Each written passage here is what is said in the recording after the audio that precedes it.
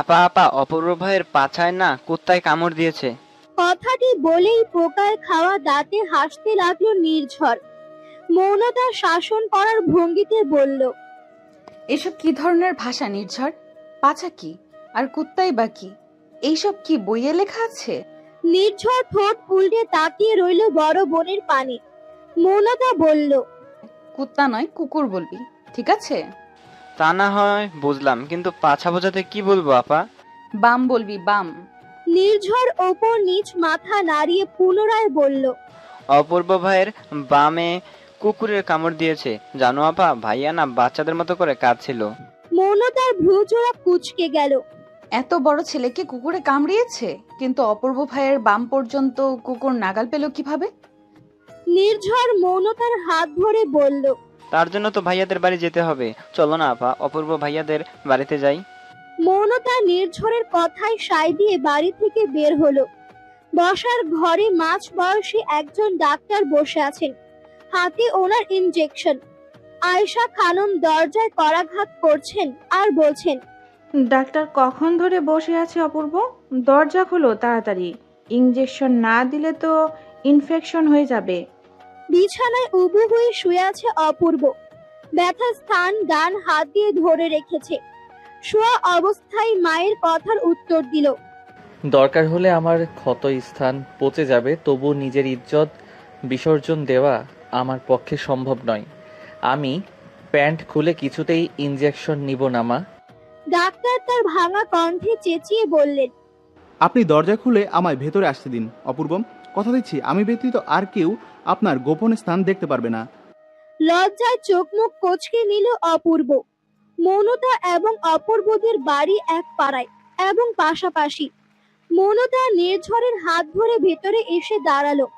আয়েশা খানমের উদ্দেশ্যে বলল, আন্টি, কি শুনলাম অপূর্ব ভাইয়ের বামে নাকি কুকুরে কামড় দিয়েছে? আয়েশা খানম উপর নিচ মাথা নাড়িয়ে বললেন, সেই সকালে হাঁটতে বের হয়ে কুকুরের কামড় খেয়ে বাড়ি ফিরেছে। ওইদিকে ডাক্তার এসে ইঞ্জেকশন হাতে অপেক্ষা করছে, অথচ ছেলে তার লজ্জা শরম নিয়ে ঘরে খিল দিয়ে বসে আছে। মৌনতা জোরপূর্বক নিজের হাসি চেপে রেখে উচ্চ স্বরে বলল, সে কি আন্টি, অপূর্ব ভাই এখনো ইঞ্জেকশন নেয়নি? হ্যাঁ রে। জানেন আন্টি, সেদিন আমার বান্ধবীর এক দুঃসম্পর্কের মামা কুকুরের কামড় খেয়ে ইঞ্জেকশন না নেওয়ায় মারা গেছেন। হাই হাই, কি বলিস? পরশু তো ওনারাই 40 শাক খেয়ে এলাম, এখন আবার অপূর্ব ভাই। ওর পুরো কথা অপূর্বের কানে গেল। ভয়ে কপালে ঘাম জমে গেছে ওর। খানিকক্ষণ ভেবে দরজা ছিটকানি খুলল। দরজার ফাঁক দিয়ে মাথা বের করে লাজুক স্বরে বলল, তোমরা কেউ কিন্তু ভেতরে আসবে না, শুধু ডাক্তারকে পাঠাও। আয়েশা খানম জিজ্ঞেস করলেন, তুই ইঞ্জেকশন নিবি? না নিয়েও তো উপায় নেই, এখনো গ্র্যাজুয়েশন কমপ্লিট করতে পারলাম না, তার আগেই মরে গেলে কিভাবে কি? আয়েশা খানম খুশি হলেন। ডাক্তার নিজের সঙ্গে আনা কালো ব্যাগটি হাতে করে ঘরের ভেতরে প্রবেশ করলেন। সঙ্গে সঙ্গে দরজা আবারও আগের মতো বন্ধ হয়ে গেল। নির্ঝর মুখে হাত রেখে বলল, আপা, ডাক্তার মনে হয় ভাইয়ের বামে ইঞ্জেকশন দিতে গেছে। নির্ঝর চুপ করলো না। প্যান্টের পকেট থেকে মৌনতার ফোনটা বের করে বলল, বাড়ির ওই পাশে অপূর্ব ভাইয়ের ঘরের জানালা আছে। চলো আপা, ওখানে গিয়ে অপূর্ব ভাইয়ের ইঞ্জেকশন নেওয়ার ভিডিও করি। ভিডিও করে কি হবে? ফেসবুক টিকটকে ছেড়ে দিয়ে অনেক ভিউ পাওয়া যাবে। মৌনতা নির্ঝরের দিকে চোখ রাঙিয়ে তাকালো। এদিকে ঘরে অপূর্ব অগোছালো ভাবে ডাক্তারের উদ্দেশ্যে বলল, ইঞ্জেকশন দিবেন ভালো কথা, কিন্তু চোখ বন্ধ করে দিবেন। ডাক্তার অবাক হয়ে বললেন, সে কি কথা? চোখ বন্ধ করে আবার ইঞ্জেকশন কিভাবে দেয়? আগে তো ক্ষতস্থানটি দেখতে হবে। এই পেশায় আছেন কত বছর হলো? এই ধরুন 12 বছর তো হবেই। 12 বছর ধরে এই পেশায় থেকেও চোখ বন্ধ করে রোগীকে ইঞ্জেকশন দিতে পারবেন না? আপনি ডাক্তার তো? ডাক্তার দাঁতে দাঁত চেপে বললেন, আমার পেশা নিয়ে এত বড় কথা? ঠিক আছে, খুলুন আপনার প্যান্ট। আজ আমি চোখ বন্ধ করি আপনার বামে ইঞ্জেকশন দেব। আগে চোখ বন্ধ করুন। ডাক্তার ইনজেকশন হাতে নিয়ে চোখ বন্ধ করতেই অপূর্ব প্যান্ট খুলে দিল। নির্ঝর মৌনতার হাত থেকে ছুটে কোথায় যেন চলে গেল। মৌনতা সেখান থেকে চলে আসার আগেই আয়েশা খানম চেপে ধরলেন তাকে। সোফায় বসিয়ে রাজ্যের গল্প জুড়ে দিলেন। কথার ফাঁকে বললেন, এত বড় ছেলে আমার, এত বড় ভার্সিটিতে পড়ে, অথচ কাজগুলো সব নাদান শিশুর মতো। একে নিয়ে কি করি বলতো মৌনতা? আয়েশা খানম চিন্তিত কণ্ঠে আবারও বললেন, হল থেকে বাড়ি ফিরেছে মাত্র কয়েকদিনের জন্য, কালই আবার ফেরার কথা ছিল। এইদিকে আজ কিনা এত বড় অঘটন ঘটিয়ে এলো। চিন্তা করবেন না আন্টি, ডাক্তার তো ইঞ্জেকশন দিতেই গিয়েছেন। যাওয়ার আগে ওষুধও দিয়ে যাবেন।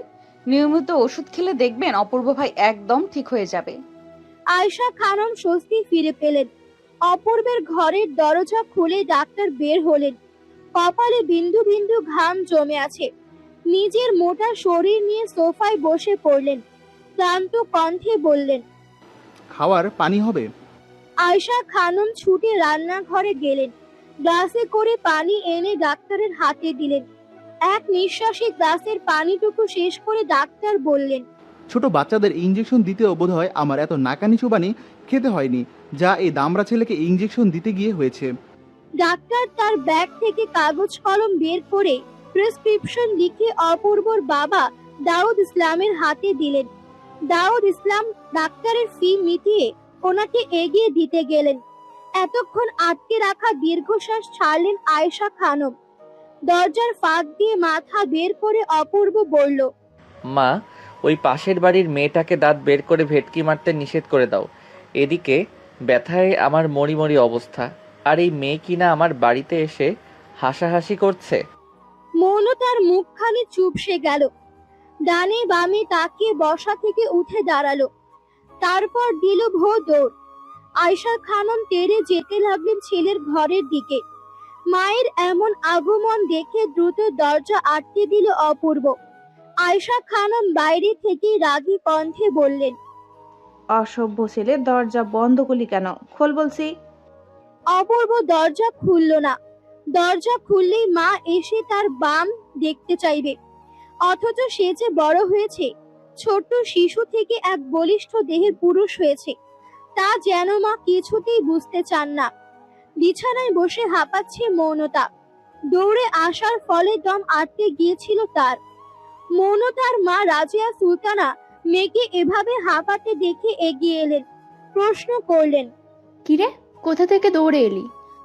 আর বলো না মা, অপূর্ব ভাইকে কুকুরে কামড় দিয়েছে, তাই দেখতে গেছিলাম। তা না হয় বুঝলাম, কিন্তু তুই কেন দৌড়ে এলি? তোকেও কুকুরে তাড়া করেছিল নাকি? মৌনতা শুকনো ঢোক গিলল। অপূর্বর এমন কড়া ভাবে বলা কথা তো তার মাকে বলা যাবে না। মৌনতা উঠে চলে এলো পড়ার ঘরে। নির্ঝর ভাবুক দৃষ্টিতে মেঝের দিকে তাকিয়ে আছে। কি ভাবছিস? নির্ঝর মন খারাপ করে বলল, একটুর জন্য অপূর্ব ভাইয়ের বামে ইঞ্জেকশন দেওয়ার ভিডিওটা করতে পারলাম না আপা। মৌনতা ধমকে বলে উঠল, লেখাপড়া নেই তোর? সারাক্ষণ মাথার মধ্যে দুষ্টু চিন্তা। যা পড়তে বস। তোর পড়া নেই আপা? তুই যে গত পরীক্ষায় ফেল করেছিলি, ভুলে গেছিস? বাবা কিন্তু বলে দিয়েছে এবারও যদি ফেল করিস তাহলে তোকে রিক্সাওয়ালার সঙ্গে বিয়ে দিয়ে দিবে। মৌনতা সেখান থেকে উঠে নিজের শোবার ঘরে চলে গেল। পরীক্ষায় ফেল করার কথা ভুলেনি মৌনতা। এটি সহজে ভুলে যাওয়ার মতন বিষয় না। ইন্টারমিডিয়েট ফার্স্ট ইয়ারের টার্ম পরীক্ষায় শুধুমাত্র ইংরেজিতে ফেল করায় অপূর্ব তাকে নিয়ে অনেক মজা করেছিল, যা মৌনতার মনে এখনো দাগ কেটে আছে। একেবারে ওষুধ সঙ্গে নিয়ে বাড়িতে ফিরলেন দাউদ ইসলাম। বন্ধ কক্ষে কড়া নাড়লেন। কোনো সারা শব্দ না পেয়ে কাট কাট গলায় বললেন, দরজা খোল অপূর্ব। বাবার কণ্ঠ পেয়ে ঝড়ের গতিতে বিছানা থেকে নেমে দরজা খুলে দিল অপূর্ব। দাউদ ইসলাম ভেতরে প্রবেশ করলেন। পড়ার টেবিলের কাছ থেকে চেয়ার টেনে বসলেন। আয়েশা খানম খাবার হাতে ভেতরে প্রবেশ করলেন। দাউদ ইসলাম জিজ্ঞেস করলেন, সত্যি করে বলতো, কুকুর তোর পিছনে কামড়ালো কিভাবে? অপূর্ব মিনমিনে স্বরে বলল, ভাদ্র মাসে তো এমনিতেই কুকুরের মাথায় সমস্যা থাকে। হাঁটতে হাঁটতে আমার জুতার ফিতে খুলে গেছিল, তাই উপুর হয়ে জুতোর ফিতে পাচ্ছিলাম। কোত্থেকে যেন একটা পাগলা কুকুর এসে কামড় দিয়ে দিল। খাবার খেয়ে ওষুধ খেয়ে নেই। আর হ্যাঁ, এখনই হলে ফেরার দরকার নেই। কি করে হয় বাবা? ক্লাস আছে, তারপর প্রেজেন্টেশন আছে, সেগুলো তো করতে হবে। আগে ঠিক হ, তারপর ওসব ভাবা যাবে। মাগরিবের আজানের এখনো 15 মিনিট বাকি। আকাশ লালচে রূপ ধারণ করেছে। মৌনতা ছাদে এসে দাঁড়ালো। পাশাপাশি দুটি ছাদ, দূরত্ব 1 হাত। পাশের ছাদে উকি ঝুঁকি মারছে সে। আচমকা এক পুরুষালী কণ্ঠ হতে ভেসে এলো। ওহে এলোকেশী, চৌর্যের সদৃশ্য উকি দিয়ে অপর প্রান্ত হতে কি অবলোকন করছো? মৌনতা ভয় পেয়ে গেল। ভয়ার্ত দৃষ্টিতে পেছনে ফিরতেই চমকে গেল। তার পেছনে হাত ভাঁজ করে দাঁড়িয়ে আছে অপূর্ব। পরনে তার শুভ্র রঙার শার্ট। এক মুহূর্তের জন্য সামনে দাঁড়ানো পুরুষটিকে দেখে ধ্যান মগ্ন হয়ে গেল মৌনতা। অপূর্ব ভ্রু কুঁচকে নিল। হেঁটে এসে ছাদের রেলিং ধরে দাঁড়ালো, বলল, ওহে প্রেয়সী, তুমি কি জানো দেশে পুরুষ নির্যাতনের আইন থাকলে সর্বপ্রথম তোমার যাবজ্জীবন কারাদণ্ড হতো? কেন অপূর্ব ভাই, আমি আবার কি অন্যায় করলাম? কেনই বা আমার কারাদণ্ড হবে? কি করনি তাই বলো। এই যে নিজের হরিণী আঁখি দ্বারা একটি পুরুষের দিকে আগ্নেয় দৃষ্টি নিক্ষেপ করলে, এটা কি অন্যায় নয়? তোমার এমন দৃষ্টিতে এই অবলা পুরুষটির হৃদয় পুড়ে যে ছারখার হয়ে যাচ্ছে, এটাও কি অন্যায় নয়? এটা কিভাবে অন্যায় হয়? কেন এটা অন্যায় হবে না? এটা অবশ্যই অন্যায়, বলতে গেলে মারাত্মক অন্যায়, যার শাস্তি অবশ্যই হওয়া প্রয়োজন। হৃদয় পুড়িলে বাঁচব কি করে প্রেয়সী? মৌনতা মুখ বাঁকিয়ে বলল। বাঁচতে হবে না, মরে যান। অপূর্ব হাসলো। মৌনতা ঘায়াল হলো সেই হাসিতে। অবচেতন মনে বলল, রবীন্দ্রনাথ বলেছিলেন, প্রহর শেষে আলোয় রাঙা সেদিন চৈত্র মাস, তোমার চোখে দেখেছিলাম আমার সর্বনাশ। কিন্তু আমি তো তার হাসি দেখেছিলাম আমার সর্বনাশ। লালচে রাঙা আকাশের নিচে সেদিন ছিল ভাদ্র মাস, তার হাসিতে দেখেছিলাম আমার সর্বনাশ। মৌনতা মুহূর্তেই খুশি হয়ে গেল। নিজেকে এখন কবি কবি মনে হচ্ছে, প্রেমের কবি। অপূর্ব লালচে রাঙা আকাশের দিকে দৃষ্টি স্থির করলো। আদুরে কণ্ঠে বলল, এত দ্রুত আমার মরণ না হোক প্রেয়সী, আমি অনেক দিন বাঁচতে চাই। হাতে হাত রেখে পাশাপাশি বসে ওই রিকশায় করে পুরো শহর ঘুরতে চাই আমার হৃদয় হরিণীর সঙ্গে। তারপর না হয় মরে গিয়েও শান্তি। মৌনতার লম্বা বেনুনি হুট করে টেনে ধরলো অপূর্ব। ব্যথায় আহ শব্দ করে উঠল মৌনতা। অপূর্ব বলল, তোমার মুখের মতো দেখছি তোমার চুলের কোনো জোর নেই। চুল বের করে কলেজে যাও কেন? ছেলেরা এমন দুর্বল চুল দেখলে তো জ্ঞান হারাবে। অপূর্ব ভাই, আপনি হয়তো ভুলে যাচ্ছেন আমি গার্লস কলেজে পড়ি। গার্লস স্কুল শুনেছি, কিন্তু গার্লস কলেজ তো কখনো শুনিনি। আমার জানা মতে তুমি তো মহিলা কলেজে পড়ো। ওই একই হলো, ইংরেজিতে গার্লস কলেজ। মহিলার ইংরেজি হচ্ছে উইমেন। উচ্চ মাধ্যমিকে লেখাপড়া করার পরেও এই ছোট ইংরেজি শব্দটি জানো না, নাকি মহিলা কলেজ বলতে লজ্জা পাও? মৌনতার রাগ হলো, চুপ করে হাঁটতে লাগলো। অপূর্ব মৌনতার পাশাপাশি হাঁটছে। হাঁটতে হাঁটতে বলল, ও, তুমি তো আবার ইংরেজিতে ফেল। অপূর্বের এই কথায় লজ্জা এবং রাগে মৌনতার কান দিয়ে ধোঁয়া বের হবার উপক্রম হলো। মৌনতার রাগ মিশ্রিত চাহনিতে অপূর্বের দিকে তাকালো। অপূর্ব ভ্রু উঁচিয়ে বলল, এভাবে তাকালে কেন? মারবে আমায়? কামড় খেয়েও কি আপনার শিক্ষা হয়নি? গতকাল থেকে এই অবস্থা নিয়ে পুরো এলাকা চষে বেড়াচ্ছেন। আমি কি তোমার মতো দুর্বল নাকি? সামান্য ব্যথা আমায় কাবু করতে পারে না? মৌনতা আর দাঁড়ালো না, এক প্রকার দৌড়ে চলে যেতে লাগলো। কিন্তু অপূর্ব সেখানে থেমে গিয়ে মুচকি হাসলো।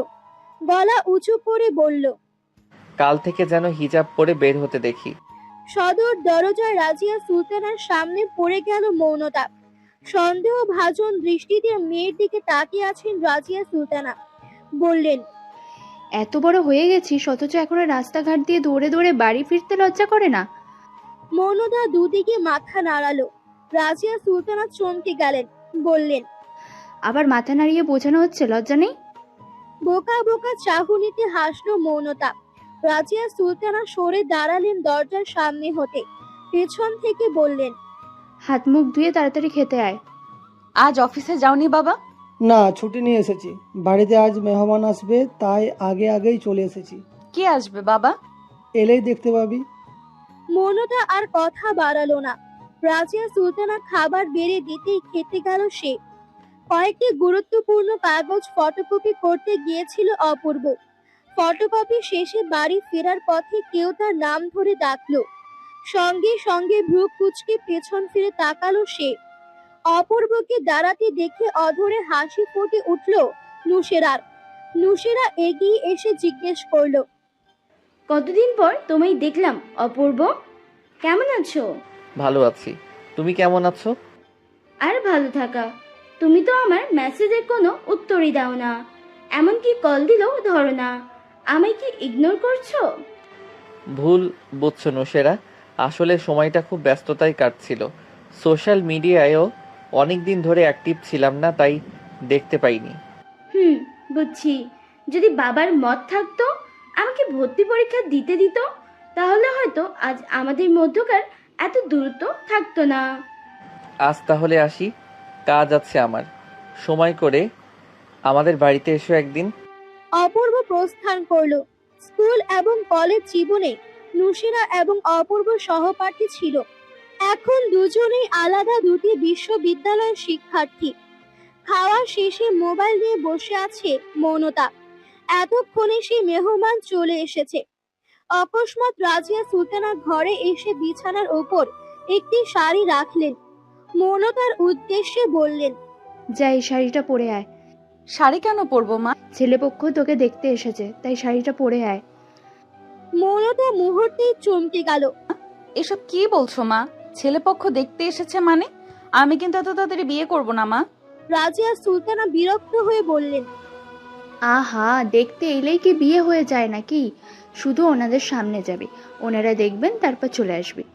মৌনতা মাকে বোঝানোর চেষ্টা করলো, কিন্তু তার মা কথায় পাত্তা দিল না। অগত্যা শাড়ি পরে এলো মৌনতা।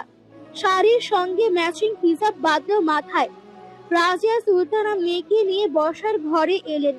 বেশ কয়েকজন বসে আছে বসার ঘরে। মৌনতাকে তাদের সামনে বসানো হলো।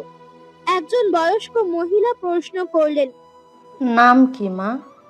রাজিয়া মেয়ের কানের কাছে মুখ নিয়ে বললেন, যা জিজ্ঞেস করছে তার উত্তর দে। মৌনতা নিচের দিকে তাকিয়ে উত্তর দিল, মৌনতা। মাশাআল্লাহ, সুন্দর নাম। একের পর এক প্রশ্ন করেই যাচ্ছে ওনারা, আর মৌনতা বাধ্য হয়ে তার উত্তর দিচ্ছে। খানিকক্ষণ পর মহিলাটি বলে উঠলেন, আপা, ওর চুলগুলো বের করে একটু হেঁটে দেখাতে বলুন না। রাজিয়া সুলতানার মুখখানি মলিন হয়ে গেল। রাগান্বিত দৃষ্টিতে স্বামীর পানি তাকালেন। শাকিল আহমেদের মুখও চুপসে গেছে। শাকিল আহমেদের বোন শামিমা আক্তার এই সম্বন্ধটি নিয়ে এসেছেন। তিনি হেসে ভাইয়ের উদ্দেশ্যে বললেন, ওনাদের একমাত্র ছেলেকে বিয়ে করবেন?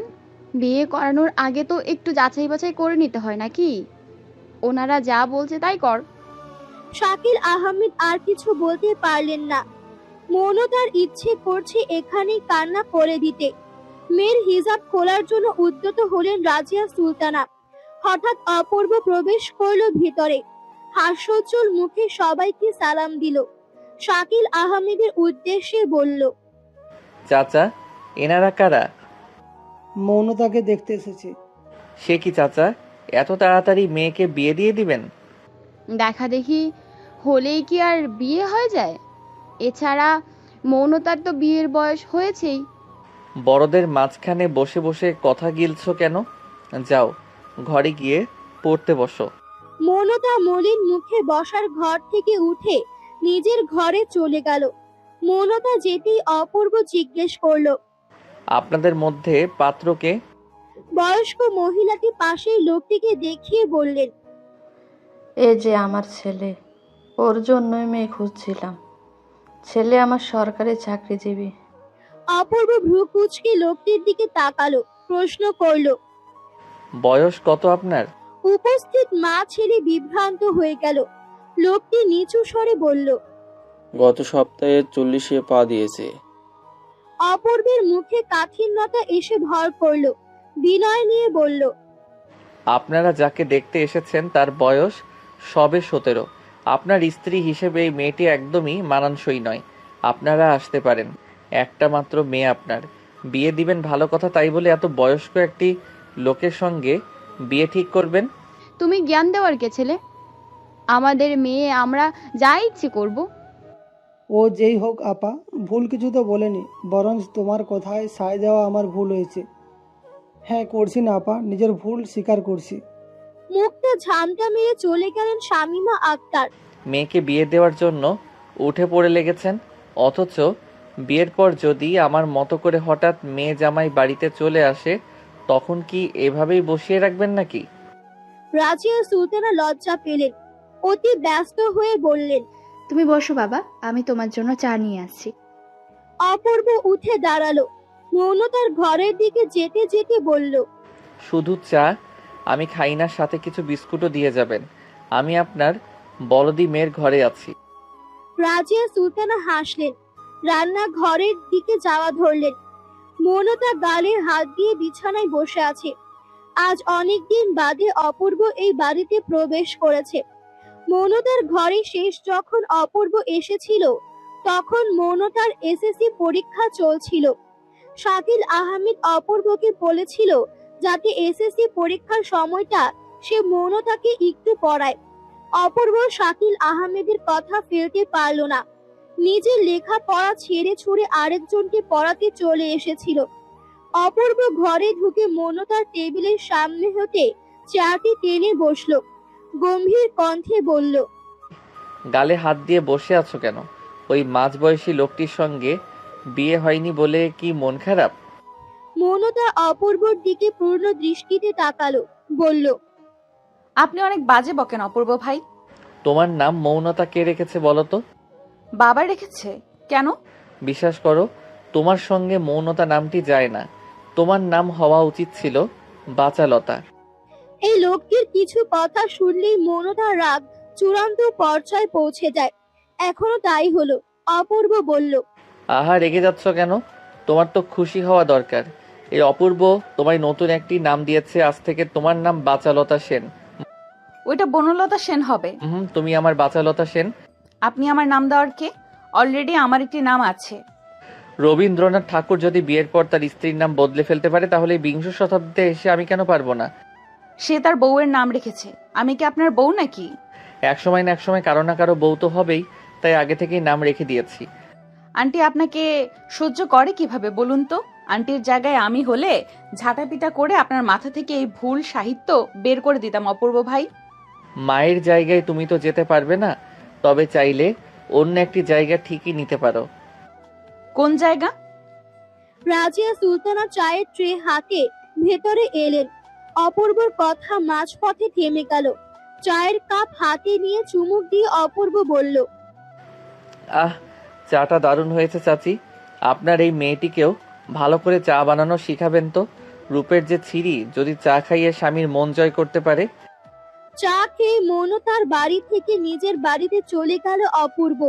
মৌনতা মনে মনে বলল, কেমন বেহায়া লোক, মায়ের সামনে কিনা আমাকে অপমান করে গেল। মৌনতা কলেজ শেষে বাড়ি ফিরছে। বাসা থেকে নেমে সামনে এগোতেই নুসেরার সঙ্গে দেখা। মৌনতাকে দেখে নুসেরা হেসে বলল, তোর জন্য অপেক্ষা করছিলাম। মৌনতার ভ্রু কুঁচকে গেল, প্রশ্ন করল, আমার জন্য অপেক্ষা করছিলে কেন? নুসেরা একটি ভাঁজ করা কাগজ এগিয়ে দিয়ে বলল, এই চিরকুটটি তোর অপূর্ব ভাইকে দিস। মৌনতা অবাক হলো, জিজ্ঞেস করলো, কি আছে চিরকুটে? তোর জেনে কাজ নেই। মৌনতার সন্দেহ ভাজন দৃষ্টিতে তাকিয়ে আছে ওর দিকে। নুসেরা বলল, কিরে যা। চিরকুটটি ব্যাগে ভরে বাড়ির দিকে হাঁটা ধরল মৌনতা। বাড়ি ফিরে মৌনতা খাওয়া শেষে টেবিল গুছিয়ে ঘরে এলো। মনে মনে এবার সিদ্ধান্ত নিল সে চিরকুটটি খুলে দেখবে। যেই ভাবনা সেই কাজ। মৌনতা চিরকুটটি খুলে পড়তে লাগলো। প্রিয় অপূর্ব, তোমার প্রতি ভালো লাগা আমার সেই ছোটবেলা থেকেই ছিল। ক্লাসের ফাঁকে কত যে তোমায় লুকিয়ে লুকিয়ে দেখছি তার হিসেব নেই। যখন তুমি আমার দৃষ্টির অলক্ষ্যে চলে গেলে, যখন তোমার আমার দূরত্ব কয়েক মাইল কয়েক ঘন্টা রূপান্তরিত হলো, তখন আমি তোমার শূন্যতা অনুভব করতে পারলাম। বুঝতে পারলাম ওগুলো কোনো সাধারণ অনুভূতি ছিল না, ছিল তোমার প্রতি আমার ভালোবাসা। তোমার সঙ্গে কতবার যোগাযোগ করার চেষ্টা করছি, তোমাকে মেসেজ দিয়েছি, অথচ তা তোমার চোখে পড়েনি। সেদিন যখন আমাদের দেখা হলো, আমি চেয়েছিলাম আমার মনের জমানো কথাগুলো তোমায় জানাতে, কিন্তু তুমি তারা দেখে চলে গেলে। জানো অপূর্ব, বাবা আমার বিয়ে ঠিক করেছে। বাবার সিদ্ধান্তের উপর কথা বলার সৎসাহস আমার নেই, কিন্তু এই বিয়ে যে আমি মন থেকে কখনোই মেনে নিতে পারবো না, কারণ আমি তোমাকে ভালোবাসি। তুমি হয়তো আবারও ফিরে যাবে হলে, তখন এই অবক্ত কথাগুলো হয়তো বলা হবে না। একবার আমার বাবার সঙ্গে কথা বলবে অপূর্ব? আমি যে তুমি বিনা কারোর সঙ্গে নিজের জীবন বাঁধতে চাই না। এটি নুসেরা। মৌনতা শুকনো ঢোক গিলল, জোরে জোরে কয়েকটা নিঃশ্বাস নিল। মৌনতা লেখার দিকে তাকিয়ে আনমনে পুনরায় বলে উঠল, এই চিরকুট যদি অপূর্ব ভাই দেখে তাহলে উনিও কি নুসেরা আপুকে ভালোবাসবেন? নুসেরা আপুর বিয়ে ভেঙে দেবেন? অজান্তেই চোখ দিয়ে পানি গড়িয়ে পড়ল মৌনতার। অপূর্বকে অন্যের সঙ্গে কল্পনা করতেই তার কষ্ট হচ্ছে, সেখানে অন্য কারোর সঙ্গে দেখলে কি হবে। মা, আমি একটু অপূর্ব ভাইদের বাড়ি থেকে আসছি। তোর বাবা চলে আসবে, এখন কোথাও যেতে হবে না, পড়তে বস। খুব দরকার আছে মা, এই যাবো আর আসবো। রাজিয়া সুলতানা আর কিছু বললেন না। মৌনতা অপূর্বর বাড়ি চলে এলো। সদর দরজা খোলা আছে। মৌনতা ভেতরে প্রবেশ করতেই আয়েশা খানমের দেখা পেল।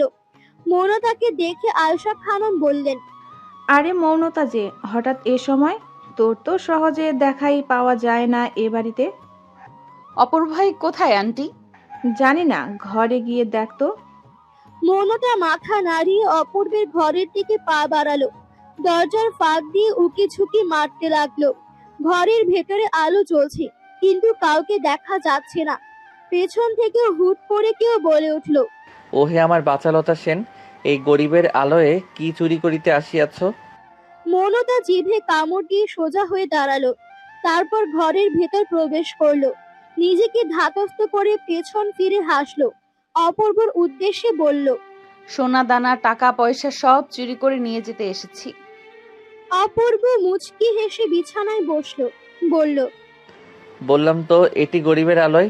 গরিবের আলোয় এসব দামি জিনিস থাকে না। তাহলে আছেটা কি? এক বাক্স নিখাত ভালোবাসা। বুকের ভেতর এক প্রশান্তি বয়ে গেল মৌনতার। যে কারণে এসেছিল সেটি আর করতে ইচ্ছে হচ্ছে না।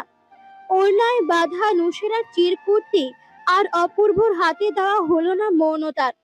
বসা থেকে উঠে দাঁড়ালো মৌনতা। অপূর্বের ঘর থেকে বের হয়ে যাওয়ার জন্য পা বাড়ালো। তৎক্ষণাৎ পেছন থেকে সেই মোহনীয় কণ্ঠ হতে ডাক এলো। মৌনতা। অপূর্ব ডাক শুনে পেছন ফিরে তাকালো মৌনতা। এদিকে এসো। মৌনতা এগিয়ে এলো। অপূর্ব বসা থেকে উঠে আলমারির কাছে গেল। ভেতর থেকে একটি ছোট্ট বক্স বের করে মৌনতার সামনে এসে দাঁড়ালো। মৌনতা আগ্রহ ভরা দৃষ্টিতে তাকিয়ে আছে সেই দিকে। অপূর্ব বক্সটি খুলে খুব সুন্দর একটি চেইন মৌনতার হাতে দিয়ে বলল, তোমার জন্য। মৌনতার ঠোঁটে হাসি ফুটে উঠল। চেনটি নাড়াচাড়া করে বলল, বাহ, খুব সুন্দর তো, তবে সাদা রঙের হলে আরো সুন্দর লাগতো।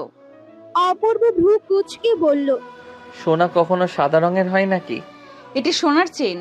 তোমার বাবা খাইয়ে খাইয়ে একটি বলদি বড় করছে, যে কিনা সোনা এবং সিটি গোল্ডের মধ্যকার পার্থক্য বোঝে না।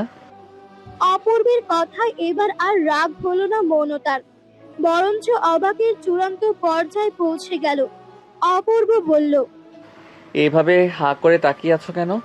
মুখে মশা ঢুকে যাবে তো। এত দামি একটি চেইন আমায় দিলেন, কিন্তু আপনি তো এখনো। কেউ উপহার দিলে কখনো তার দাম নিয়ে ভাবতে হয় না। উপহার সবসময় উপহারই হয়, সেটা ফুল হোক কিংবা গহনা। মানুষের ভালোবাসা কি বদলায় অপূর্ব ভাই? বদলাই তো।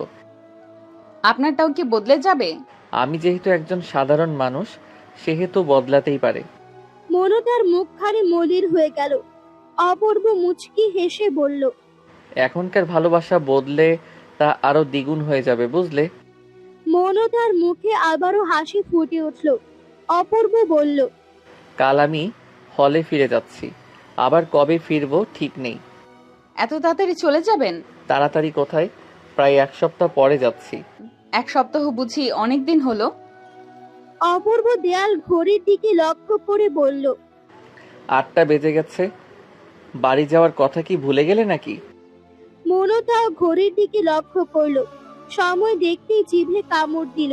বলল, আমার তো খেয়ালই ছিল না। মা খুব বকবে। আমি গেলাম অপূর্ব ভাই। মৌনতা দৌড়ে চলে গেল। অপূর্ব পিছন থেকে বলল, সাবধানে যাও, পড়ে যাবে তো। অপূর্বর বাড়ি থেকে বের হতেই চিরকুটির কথা মনে পড়ল মৌনতার। এই চিরকুটি দেওয়ার জন্যই তো অপূর্বর বাড়িতে যাওয়া। মৌনতা মুহূর্তে চিরকুটি ছিঁড়ে কয়েক টুকরো করে ফেলল। তারপর ময়লার ঝুড়িতে ফেলে দিয়ে মুচকি হাসল। মনে এক প্রশান্তি কাজ করছে। পৃথিবীতে সবাই কি আর সবার প্রিয় এবং ভালোবাসার মানুষকে পায়? পাওয়া সম্ভব নয়। এক প্রান্তে কেউ তার প্রিয় মানুষকে পেয়ে গেলে অপর প্রান্তে কাউকে না কাউকে কাঁদতে হয়। প্রিয় মানুষ হারানোর দহনে পুড়তে হয়। মৌনতা এই জীবনে প্রিয় সবকিছু হারাতে রাজি থাকলেও অপূর্ব নামক পুরুষটিকে হারাতে চায় না। ময়লার ঝুড়ির দিকে তাকিয়ে বলল, তোমার এই চিরকুটটি অপূর্ব ভাই পর্যন্ত পৌঁছে দিতে পারলাম না নুসেরা আপু। দোয়া করি তোমার জীবনে নতুন যে মানুষটির আগমন ঘটেছে তার সঙ্গে তুমি যেন সুখে থাকো। এতটুকু স্বার্থপর তো মানুষকে হতেই হয়। দাউদ ইসলাম খেতে বসে পড়েছেন। অপূর্ব বসতে আয়শা খানম ছেলের খাবার সহ প্লেট এগিয়ে দিলেন। অপূর্ব খেতে লাগলো। আয়শা খানম ছেলের উদ্দেশ্যে প্রশ্ন করলেন, আর কদিন থেকে গেলে হতো না? অপূর্ব খাওয়া থামিয়ে জবাব দিল, একেবারে তোমাদের কাছে থাকার জন্যই তো এখন দূরে থাকছি মা, ভালো করে লেখাপড়া করছি। আয়শা খানম দীর্ঘশ্বাস ফেললেন। দাউদ ইসলাম জিজ্ঞেস করলেন, কাল কখন রওনা দিবি? সকাল 8টা, 8:30টার মধ্যে বের হব বাবা। তাহলে তো খুব সকালে উঠতে হবে। খেয়ে গিয়ে ঘুমিয়ে পড়বি আজ, আর পড়তে বসতে হবে না। অপূর্ব মাথা নাড়িয়ে খেতে লাগলো। ভোরের আলো ফুটতে পুরো বাড়ি জুড়ে রাজিয়া সুলতানার চিৎকার শুরু হয়ে গেছে। মৌনতা এখনো বিছানায় শুয়ে আছে। রাজিয়া সুলতানা অনেকক্ষণ ডাকাডাকি করেও মেয়ের ঘুম ভাঙাতে না পেরে ফ্যানের সুইচ বন্ধ করে চলে গেলেন। তীব্র গরমে বেশিক্ষণ আর শুয়ে থাকতে পারল না মৌনতা। এতক্ষণে ঘেমে নিয়ে একাকার হয়ে গেছে। শোয়া থেকে উঠে ব্রাশ হাতে সোজা রান্নাঘরে চলে এলো মৌনতা। মায়ের উদ্দেশ্যে বলল, এই গরমের মধ্যে সকাল সকাল ফ্যান বন্ধ করে দেওয়া কি তোমার উচিত হয়েছে মা? রাজিয়া সুলতানা সকালে নাস্তা তৈরি করছেন। রাগ মিশ্রিত কণ্ঠে বললেন, সোজা আঙুলে ঘি না উঠলে আঙুল বাঁকা করতে হয়, শুনিসনি? এতক্ষণ ভালো করে ডাকলাম শুনলি না। যেই ফ্যান বন্ধ করলাম সুরসুর করে উঠে গেলি। তাড়াতাড়ি মুখ ধুয়ে পড়ার টেবিলে গিয়ে বস, পড়ার শব্দ যেন রান্নাঘর থেকে শুনতে পাই। মলিন মুখে বাথরুমে চলে গেল মৌনতা। ফ্রেশ হয়ে এসে পড়ার টেবিলের কাছে আসতেই ভ্রুজোড়া কুঁচকে গেল। চেয়ারে বসে ঘুমে টলছে নির্ঝর। নির্ঝরের মাথায় টোকা দিয়ে মৌনতা বসলো। নির্ঝর লাফিয়ে উঠল। পড়ার মাঝখানে নির্ঝর সাবধানতা অবলম্বন করে ফিসফিসিয়ে বলল, আপা জানো অপূর্ব ভাই না সকালে চলে গেছে। কোথায় গেছে? কলেজে চলে গেছে। কলেজ না বোকা, ওইটা ভার্সিটি। তা কখন গেল? 8টা বাজে বের হতে দেখেছি। যাওয়ার আগে ভাইয়া আমায় 2টা বড় বড় ক্যাডবেরি দিয়েছে। নির্ঝর টেবিলের ড্রয়ার থেকে ক্যাডবেরি বের করে মৌনতাকে দেখালো। হেসে বলল, কিন্তু তোমাকে কিছু দেয়নি আপা। মৌনতা হাসলো। অপূর্ব তো তাকে গতকালই একটা খুব দামি উপহার দিয়ে গেছে। 2 দিন অতিবাহিত হয়েছে। অপূর্ব তার বর্তমান ঠিকানায় পৌঁছেছে 2 দিন আগেই। ক্লাস শেষে হলের দিকে হাঁটা ধরলো অপূর্ব। হুট করে পথ আটকে দাঁড়ালো কয়েকটি ছেলে। অপূর্বর ভ্রুজোড়া কুঁচকে গেল। ছেলেগুলোর মধ্যে একজন রাগান্বিত স্বরে বলল, খুব রাজনীতি করা হচ্ছে তাই না? বড় ভাইদের সম্মান করা ভুলে গেছিস? অপূর্বর মুখ শক্ত হয়ে গেছে, কপালের রগ ভাসমান। তাদের উদ্দেশ্যে বলল, আমি কখনো রাজনীতির সঙ্গে জড়িত ছিলাম না, আর ভবিষ্যতেও রাজনীতির সঙ্গে জড়াবো না। রনি নামক ছেলেটি আবার অপূর্বর উদ্দেশ্যে বলল, গলা তুলে আমার সঙ্গে কথা বলার সাহস আছে কোথা থেকে? আমরা তোর সঙ্গে লাগলে কিন্তু তুই এখানে টিকতে পারবি না। বাক্স পলটা নিয়ে বাড়ি ফিরে যেতে হবে। আমার জানা মতে এটি একটি পাবলিক ইউনিভার্সিটি। এখানে আসার জন্য আমাকে সর্বপ্রথম নিজেকে প্রমাণ করতে হয়েছে, পরীক্ষা দিতে হয়েছে, আর আমি তাতে সফলও হয়েছি। তারপরেই এখানে লেখাপড়া করার সুযোগ পেয়েছি। তাহলে আপনারা আমায় তাড়ানোর কে? রনিদের দলের আরেকজন পলাশ বলে উঠল, দেখো অপূর্ব, আমি ভালো করে তোমার সঙ্গে কথা বলছি। ওইসব আজে বাজে লেখালেখি বন্ধ করে জীবনটা উপভোগ করো, পড়ালেখায় মন দাও। তোমার যদি কিছু হয়ে যায় তাহলে তোমার বাবা মাকে দেখবে কে বলো? অপূর্ব উত্তর দিল না, তাদের পাশ কাটিয়ে চলে গেল। মায়ের হাতের বিয়ের কার্ড দেখে ভ্রু কোঁচকে নিল মৌনতা। আগ্রহ নিয়ে প্রশ্ন করল, এটা কার বিয়ের কার্ড মা? কে দিয়ে গেছে? রাজিয়া সুলতানা মেয়ের হাতে কার্ড দিয়ে উত্তর দিলেন, দেখে নে। মৌনতা সবে কলেজ থেকে বাড়ি ফিরেছে। কলেজের ইউনিফর্ম পরেই সোফায় বসে কার্ড খুলে দেখতে লাগলো। পাত্রীর নামটি পড়েই মৌনতার ঠোঁটে হাসি ফুটে উঠল। এটি নুসেরার বিয়ের কার্ড। রাজিয়া সুলতানা খুন্তি হাতে আবারও ড্রয়িং রুমে উপস্থিত হলেন। মেয়ের উদ্দেশ্যে তীক্ষ্ণ কণ্ঠে বললেন, কলেজ থেকে সেই কখন ফিরেছিস, অথচ এখনো পোশাক বদলাসনি কেন? মৌনতা মায়ের প্রশ্নের উত্তর না দিয়ে উল্টো নিজে প্রশ্ন করল, এটা তো নুসেরা আপুর বিয়ের কার্ড, তার মানে কালাপুর বিয়েতে যাবে না মা? বাড়িতে এসে দাওয়াত দিয়ে গেছে, না গেলে কি হয়? তাও ঠিক। এবার তুই পোশাক বদলে হাত মুখ ধুয়ে নে। পুরো ঘর জুড়ে জামা কাপড় ছড়িয়ে ছিটিয়ে রাখা। গালে হাত দিয়ে বিছানার এক কোণে বসে আছে মৌনতা। নির্ঝর ভ্রু কুঁচকে জিজ্ঞেস করলো, এগুলো এভাবে ফেলে রেখেছো কেন? মৌনতা গোমরা মুখে উত্তর দিল, নুসেরা আপুর বিয়েতে কোনটা পরবো বুঝতে পারছি না, শাড়ি পরবো নাকি লেহেঙ্গা? নির্ঝর কাপড়গুলোর দিকে চোখ বুলিয়ে একটি সোনালী রঙের লেহেঙ্গা এনে মৌনতার সামনে রাখলো। তারপর বলল, কেন আপা এটা পরো, এটা অনেক সুন্দর। তুই সুন্দরের কি বুঝিস? বাচ্চা ছেলে একটা। আমি তোমার থেকেও ভালো বুঝি। মৌনতা মুখ বাঁকালো। নির্ঝর মৌনতার দিকে আবারও এগিয়ে দিল লেহেঙ্গাটি। বলল, এইটা পরো না আপা। মৌনতা দীর্ঘ শ্বাস ফেলে লেহেঙ্গাটি নিজের হাতে নিয়ে বলল, আচ্ছা তুই যা, আমি রেডি হয়ে আসছি।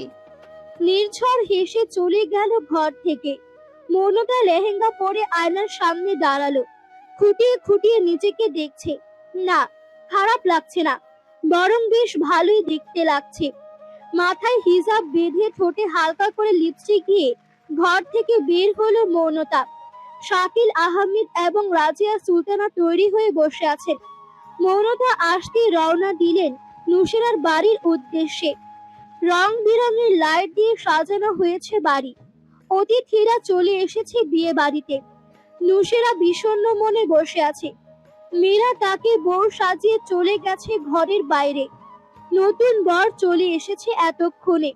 সবাই সেখানেই গিয়েছে। ধীরে ধীরে সময় অতিবাহিত হচ্ছে, আর নুসেরার মনের আশঙ্কাটা বেড়ে চলেছে। মনের ভেতরে এক বিশাল আকারের ঝড় বইছে। অনেক কষ্টে চোখের পানি আটকে রেখেছে নুসেরা। অতঃপর সেই কাঙ্ক্ষিত সময় এলো। কাজী চলে এসেছে। নুসেরাকে নিয়ে তার বড় ভাইয়ের বউ আবিদা বরের পাশের আসনে বসালো। কাজী বিয়ে পড়ানো শুরু করে দিয়েছে, কিন্তু সেদিকে নুসেরার ধ্যান মন কিছুই নেই। মৌনতারা পৌঁছে গেছে খানিকক্ষণ আগেই। দুই বাড়ির দূরত্ব 8-10 মিনিট হবে। কিছুটা দূরে দাঁড়িয়ে নুসেরার দিকে তাকিয়ে আছে মৌনতা। বর এতক্ষণে কবুল বলে দিয়েছে। কাজী সাহেব এবার নুসেরাকে কবুল বলতে বলল, কিন্তু নুসেরার কান পর্যন্ত যেন কথাটি পৌঁছাচ্ছে না। নুসেরার বাবা গম্ভীর কণ্ঠে মেয়ের উদ্দেশ্যে বললেন। বাবার কথাটি কর্ণকুহরে পৌঁছাতে আটকে উঠল নুসেরা। শুকনো ঢোক গিলে তারপর 3 বার কবুল বলে দিল। কনে কবুল বলতেই সবাই সমস্বরে আলহামদুলিল্লাহ বলে উঠল। বিয়ের কাজ সম্পন্ন হতেই মৌনতা এগিয়ে গেল নুসেরার কাছে। মৌনতাকে দেখে নুসরা বিচলিত হয়ে উঠল। ফিসফিস করে কান্না জড়িত কণ্ঠে বলল, মৌনতা, আমার তো বিয়ে হয়ে গেছে রে, এবার কি হবে? তুই চিঠিটা অপূর্বকে দিয়েছিলি? কি বলেছিল অপূর্ব? সে এলো না কেন? কোথায় সে? মৌনতা ঘাবড়ে গেল, কিছুক্ষণ চুপ করে রইল। মৌনতার চুপ থাকা দেখে নুসরা আবারও প্রশ্ন করল, কি রে, উত্তর দিচ্ছিস না কেন? মৌনতা দম নিয়ে শক্ত গলায় বলল, অপূর্ব ভাই ঠিক তার পরের দিনই হলে ফিরে গেছে আপু, কিন্তু চিঠিটা ওনার হাত পর্যন্ত পৌঁছায়নি। চমকে গেল নুসরা। প্রশ্নবিদ্ধ দৃষ্টিতে তাকিয়ে আছে মৌনতার দিকে। মৌনতা নিচের দিকে তাকিয়ে বলল, আমি অপূর্ব ভাইকে চিঠিটা দিতে গিয়েও দিতে পারিনি আপু, পারলে আমায় মাফ করে দিও। আমি যে অপূর্ব ভাইকে খুব ভালোবাসি আপু, নিজের ভালোবাসার মানুষকে অন্যের হতে দেই কি করে? তাই চিঠিটা আমি দেইনি ওনাকে। একটু থেমে মৌনতা বলল, অতীত ভুলে যাও আপু, নতুন জীবন নিয়ে ভাবো, দোয়া করি খুব সুখী হবে তুমি। মৌনতার কথাগুলো বিশ্বাস করতে কষ্ট হচ্ছে নুসরাত। অবাক নয়নে তাকিয়ে আছে মৌনতার পানে। মৌনতার সেই দৃষ্টির দিকে তাকানোর মতো সৎ সাহস পেল না। দৃষ্টি নত করে নুসরার সামনে থেকে চলে এলো। সন্ধ্যার আগে বাড়ি ফিরে এসেছে মৌনতা। বিদায়ের সময় নুসরা অনেক কেঁদেছে। কাঙ্ক্ষিত ব্যক্তির নিকট অব্যক্ত অনুভূতিগুলো চোখের পানি দ্বারা ঝরিয়ে দিয়ে ছুটে চলেছে তার নতুন ঠিকানায়। অথচ কেউ একজন জানলই না তাকে একটি মেয়ে ভালোবেসেছে, নিজের জীবনে খুব করে চেয়েছে। অতঃপর সেই মেয়েটি তার অনুভূতি এবং ভালোবাসাগুলো সে ব্যক্তির নিকট পৌঁছে দিতে ব্যর্থ হয়েছে। নতুন এক সম্পর্কে আবদ্ধ হয়ে অপরিচিত একজনের সঙ্গে মেঘের ভেলার মতো ছুটে চলেছে অচেনা জায়গায়। এই ধুলোবালির মধ্যে এসব কি খাচ্ছ?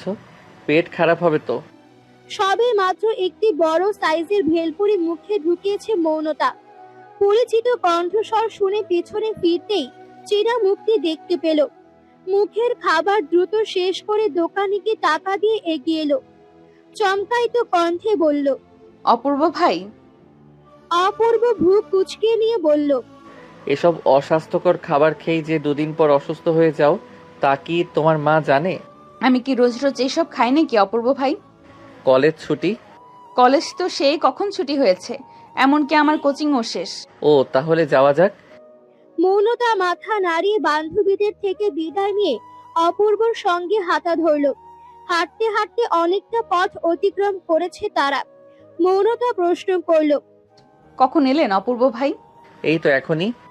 এখনই মানে বাড়িতে যাননি? না, ক্লাস শেষে সোজা এখানে চলে এসেছি। ও। আর কথা হলো না দুজনের মধ্যে। শুরু হলো নীরবতা। নীরবতা ভেঙে অপূর্ব প্রশ্ন করল, নুসরার দেওয়া চিঠিটা আমায় দিলে না কেন? কোথায় সেই চিঠিটা? আটকে উঠল মৌনতা। পথে মধ্যে হাঁটা থেমে গেল তার। অপূর্বের দৃষ্টি মৌনতার দিকে। মৌনতার নীরবতা দেখে অপূর্ব বলল, কি হলো, উত্তর দিচ্ছ না কেন? চিঠি সম্বন্ধে আপনি জানলেন কিভাবে অপূর্ব ভাই? নুসরা বেশ কয়েকবার মেসেজ দিয়েছিল আমায়, কিন্তু কিছু ঝামেলার কারণে মেসেজগুলো চোখে পড়েনি। গতকাল রাতে ইনবক্সে ঢুকতেই মেসেজগুলো দেখলাম। মৌনতা পুনরায় নীরব রইল। অপূর্ব বলল, গতকাল বিয়ে হয়ে গেছে নুসরার, তাই না? চিঠিটা আমায় দিলে না কেন? মৌনতা অপূর্ব চোখের দিকে দৃষ্টি স্থির রেখে বলল, দিলে কি হতো অপূর্ব ভাই? আপনি কি নুসরা আপুর ডাকে সাড়া দিতেন, বিয়েটা ভেঙে দিতেন? অপূর্ব মুচকি হাসল, বলল, রিকশায় করে শহর ঘুরবে আজ? মৌনতা ডানে মাথা হেলিয়ে বলল, অপূর্ব হাতের ইশারায় রিকশা থামিয়ে মৌনতাকে নিয়ে উঠে গেল তাতে। রিকশা চলতে লাগলো। অপূর্ব দৃষ্টি চলন্ত রাস্তায়। মৌনতার উদ্দেশ্যে বলল, আমরা আমাদের জীবনে কত মানুষকেই ভালোবাসি, কত মানুষকেই নিজের করে চাই, তাই বলে কি সবাইকে পাওয়া সম্ভব হয়ে ওঠে? মৌনতা দুদিকে মাথা নাড়িয়ে না বোঝালো। অপূর্ব বলল, প্রতিটি মানুষের অনুভূতি ভিন্ন, ভালোবাসা, ভালো লাগা এবং এগুলো প্রকাশ করার ধরনও ভিন্ন। সেক্ষেত্রে নুসরা হচ্ছে আমার ভালো একজন বন্ধু। বন্ধু হিসেবে তার প্রতি আমার ভালোবাসা, ভালো লাগা ছিল। মৌনতা বুঝতে পারল না অপূর্ব কেন এসব বলছে। তবুও মনোযোগ সহকারে অপূর্বর কথা শুনছে সে। অপূর্ব এবার কঠিন গলায় বলল, তোমার উচিত ছিল চিঠিটা আমি পর্যন্ত পৌঁছে দেওয়া। একটি চিঠি নিশ্চয়ই কারো অনুভূতি ভালোবাসার পরিবর্তন করতে পারে না। আমার প্রতি এত ঠুনকো বিশ্বাস তোমার মনে? মৌনতা মাথা নিচু করে নিল, মিনমিনিয়ে বলতে লাগলো। আসলে অপূর্ব ভাই, আমি কথার মধ্যেই মৌনতাকে থামিয়ে দিয়ে অপূর্ব বলল, চিঠিটা যদি আমার হাতে আসতো তাহলে আমি হয়তো নুসেরাকে বুঝিয়ে বলতে পারতাম, কিন্তু এখন তো আর সেই সুযোগটা নেই। বরঞ্চ মেয়েটি সারা জীবন একটি আক্ষেপ মনে নিয়ে ঘুরে বেড়াবে। সে ভাববে তার হৃদয়ের কথা আমি জানতে পারিনি বলেই আজ আমাদের দূরত্ব তৈরি হয়েছে। ভাববে তোমার কারণেই আমাদের আলাদা হতে হয়েছে। পারবে এই দায় এড়াতে? চোখ জোড়া ভিজে উঠল মৌনতার। অপূর্ব দম ছেড়ে খানিকটা সময় নিল। রিকশাওয়ালার ভাড়া মিটিয়ে মৌনতাকে নিয়ে নেমে গেল। বলল, আচ্ছা বাড়িতে যাও তাহলে, আমারও ট্রেন আসার সময় হয়ে গেছে। চলে যাবেন অপূর্ব ভাই? অপূর্বর কপালে কয়েকটি ভাঁজ পড়ল। গম্ভীর কণ্ঠে বলল, চোখে পানি কেন? এটা কি আমাদের শেষ দেখা নাকি যে কাঁদছো? এখনো সন্ধ্যা হতে তো ঘন্টাখানিক দেরি অপূর্ব ভাই, আর কিছুক্ষণ থেকে গেলে হতো না? বুঝেছি, তুমি আমার ট্রেন মিস করাবে। একদিন ট্রেন মিস করলে কি খুব ক্ষতি? ট্রেন মিস করে না হয় আমার হাত ধরুন, তার পরিপ্রেক্ষিতে আমি বলবো তুমি হাতটি শুধু ধরো, আমি হব না আর কারো। অপূর্ব গম্ভীর মুখে উত্তর দিল, আর আমি তার উত্তরে বলবো, তোমাকে ছোঁয়ার নেই তো আমার সাধ্য, দেখতে পাওয়া সেই তো বড় ভাগ্য। কেন সাধ্য নেই অপূর্ব ভাই? কারণ তোমার উপর আমার অধিকার নেই। অধিকার এমনি এমনি আসে না, অর্জন করে নিতে হয়। তার প্রতিষ্ঠাই তো করছি। তোমার বাবা তো আর বেকার ছেলের হাতে মেয়ে বিয়ে দিবেন না। বাবারা এমন কেন হয়? প্রত্যেক বাবারাই চায় তার মেয়ে যেন রানীর মতন থাকে, কোনো অভাব অনটন দুঃখ কষ্ট যেন তাকে ছুতে না পারে। তাই কোনো বাবা বেকার ছেলের সঙ্গে মেয়ে বিয়ে দিতে চায় না। তাদের জায়গায় আমি থাকলে আমিও এটাই চাইতাম। ভালো থাকার জন্য, সুখে থাকার জন্য টাকাই কি সব অপূর্ব ভাই? টাকাই সব। মৌনতা ঘোর প্রতিবাদ করে বলল, মোটেও না, টাকাই সব নয়। সুখে থাকার জন্য ভালোবাসাই যথেষ্ট। মাছ মাংস ছাড়া ভাত খেতে পারো? মৌনতা বুঝল না এই প্রশ্ন কোত্থেকে এলো, তবুও উত্তর দিল, না। বাজারে মাছ মাংসের দাম কত জানো? মৌনতা দুদিকে মাথা নাড়ালো। অপূর্ব বলল, দুদিন না খেয়ে থাকতে পারবে? রাগ করে 3 দিন না খেয়ে থাকার রেকর্ড আছে। রাগ করে সবাই না খেয়ে থাকতে পারে, কিন্তু যখন রাগ চলে যায় তখন না খেয়ে থাকা সহজ নয়। বেঁচে থাকার জন্য, সুখে থাকার জন্য টাকাটাই সব। অভাব থাকলে ভালোবাসা জানালা দিয়ে পালায়। ডাল ভাত খাওয়ার জন্য টাকা লাগে, পোশাক ক্রয়ের জন্য টাকা লাগে। এই যে আমি তোমার সঙ্গে দেখা করতে এসেছি, এর পেছনেও টাকা লেগেছে। কিভাবে? গাড়ি ভাড়া। হেঁটে হেঁটে তো আর এতটা পথ অতিক্রম করা যায় না, তাই টাকা খরচ করে গাড়ি ভাড়া দিয়ে তারপরেই তো আসতে হয়েছে। ও তাই আবেগ দিয়ে কখনো কিছু ভাববে না। আবেগ দিয়ে প্রেম হয়, কিন্তু ভালোবাসা কিংবা সংসার কখনো হয় না। মৌনতা প্রতিক্রিয়া করল না। সন্ধ্যা নেমে এসেছে, মাগরিবের আজানের সময় হয়ে গেছে। অপূর্ব বাড়ি পর্যন্ত মৌনতাকে এগিয়ে দিয়ে বলল, বাড়ি যাও, এবার আমি আসি। আঙ্কেল আন্টির সঙ্গে দেখা করে যাবেন না অপূর্ব ভাই? আমার আসার খবর বাবা মা জানে না। এখন বাড়িতে ঢুকলাম, মা আজ আর যেতে দিবে না। আচ্ছা, বিদায়। বেঁচে থাকলে খুব শীঘ্রই দেখা হবে। মৌনতা থেকে বিদায় নিয়ে চলে গেল অপূর্ব। মৌনতা অপূর্বর যাওয়ার দিকে কিছুক্ষণ তাকিয়ে বাড়িতে প্রবেশ করল। রাজিয়া সুলতানা শক্ত কণ্ঠে মেঘে প্রশ্ন করলেন, আসতে এত দেরি হলো কেন? মৌনতা ভাবতে লাগলো কি উত্তর দিবে। রাজিয়া সুলতানা তাকিয়ে আছেন মেয়ের দিকে। মৌনতা বলল, ফ্রেন্ডের সঙ্গে ছিলাম মা, কলেজের কাছেই একটা মেলা বসেছে, ওইখানেই গিয়েছিলাম। এখন আবার কিসের মেলা বসেছে? বৃক্ষ মেলা মা। বৃক্ষ মেলা এই দিনে বসে নাকি? তুমি কি আমায় সন্দেহ করছো মা? ঠিক আছে চলো, তোমায় দেখিয়ে আনি। এখন তো সন্ধ্যা হয়ে গেছে, কাল না হয় যাব। মৌনতা চমকে গেল। রাজিয়া সুলতানাকে পাশ কাটিয়ে ঘরের দিকে যেতে যেতে বলল, তুমি আমায় বিশ্বাস করলে না মা? এই জীবন রেখে কি করব আমি? 3 দিন পার হয়ে গেছে। অচেনা নাম্বার থেকে বিভিন্ন হুমকি ধামকির মেসেজে মোবাইল ভরে গেছে। বিছানায় লম্বা হয়ে শুয়ে আছে অপূর্ব। মাথার মধ্যে কত শত ভাবনা। সত্যের থেকে মিথ্যের জোর এখন বেশি। অন্যায় প্রতিবাদ করলেই মানুষের শত্রুর সংখ্যা বেড়ে যায়, মৃত্যুর সম্মুখে এসে দাঁড়ায়। অথচ যারা অন্যায় করে তারাই সমাজের মধ্যে মাথা তুলে সসম্মানে বেঁচে থাকে। অপূর্ব রুমমেট রাব্বি এগিয়ে এলো, বলল, রনির দলবল তোর ওপর অনেক ক্ষেপে আছে, ওরা খুব খারাপ অপূর্ব। যদি তোর কোনো ক্ষতি করে দেয়, বাদ দে না এসব লেখালেখি। বন্ধ চোখ জোড়া খুলে ফেলল অপূর্ব। রাব্বির কথার পরিপ্রেক্ষিতে কিছু বলল না। পুরনো কথাগুলো মনে পড়ে গেল। ভার্সিটিতে যখন প্রথম পা রেখেছিল অপূর্ব, তখন তার ভেতরে ছিল হাজারো স্বপ্ন। পাবলিক বিশ্ববিদ্যালয় নিয়ে প্রত্যেক শিক্ষার্থীর ভেতরেই অনেক স্বপ্ন থাকে। বোর্ড পরীক্ষার পর সবার প্রথম লক্ষ্যই হচ্ছে এই পাবলিক বিশ্ববিদ্যালয়গুলো। অপূর্বরও ঠিক তাই ছিল। কিন্তু ওই যে বলে না, বাহিরে যা চাকচিক্যময়, ভেতরে তা শুধুই নিকষ কালো অন্ধকারের মতো। র্যাগিং আইনগত অপরাধ হলেও লোক চক্ষুর আড়ালে অনেক সিনিয়র আছে যারা জুনিয়রদের ওপর বিভিন্ন অবান্তর কাজ চাপিয়ে দেয়। আর যারা তাদের কথা শুনে না, অন্যায় আবদার মানতে চায় না, তাদের ওপর নেমে আসে নির্মম অত্যাচার। অপূর্ব যেদিন প্রথম ভার্সিটিতে আসে, তখন তার কাছে সব ছিল অচেনা। বড় ভাইদের সালাম না দেওয়ার অপরাধে সারাদিন রোদের মধ্যে দাঁড়িয়ে থাকতে হয়েছিল তাকে। পেতে হয়েছিল বেয়াদব উপাধি। এরপর থেকে প্রায় সময় সেই সিনিয়ররা হলরুমে আসতো, বিরক্ত করত তাদের। শেষে বাধ্য হয়েই অপূর্ব এর প্রতিবাদ করে, আর তারপর থেকে তাদের শত্রুতে পরিণত হয়। প্রথম এই রুমটায় অপূর্বরা 5 জন থাকতো। সবার সামনে কান ধরে উঠবসা করানোয় তাদের মধ্যকার একজন তো লজ্জায় আত্মহত্যার পথ বেছে নিয়েছে, আর একজন হল পরিত্যাগ করেছে।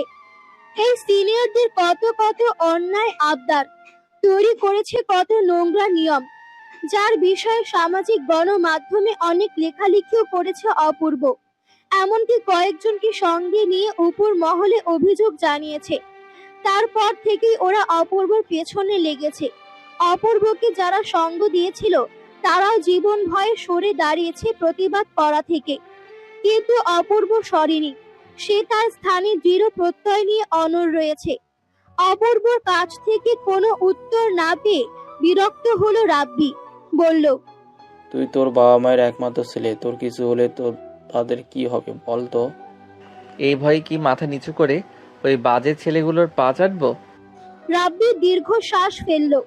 অপূর্ব সিলিং ফ্যানের দিকে তাকিয়ে নরম কণ্ঠে বলল, জানিস, আমার বাবা না সবসময় একটা কথা বলে, যাই করিস না কেন অন্যায়ের কাছে মিথ্যের কাছে কখনো মাথা নত করবি না।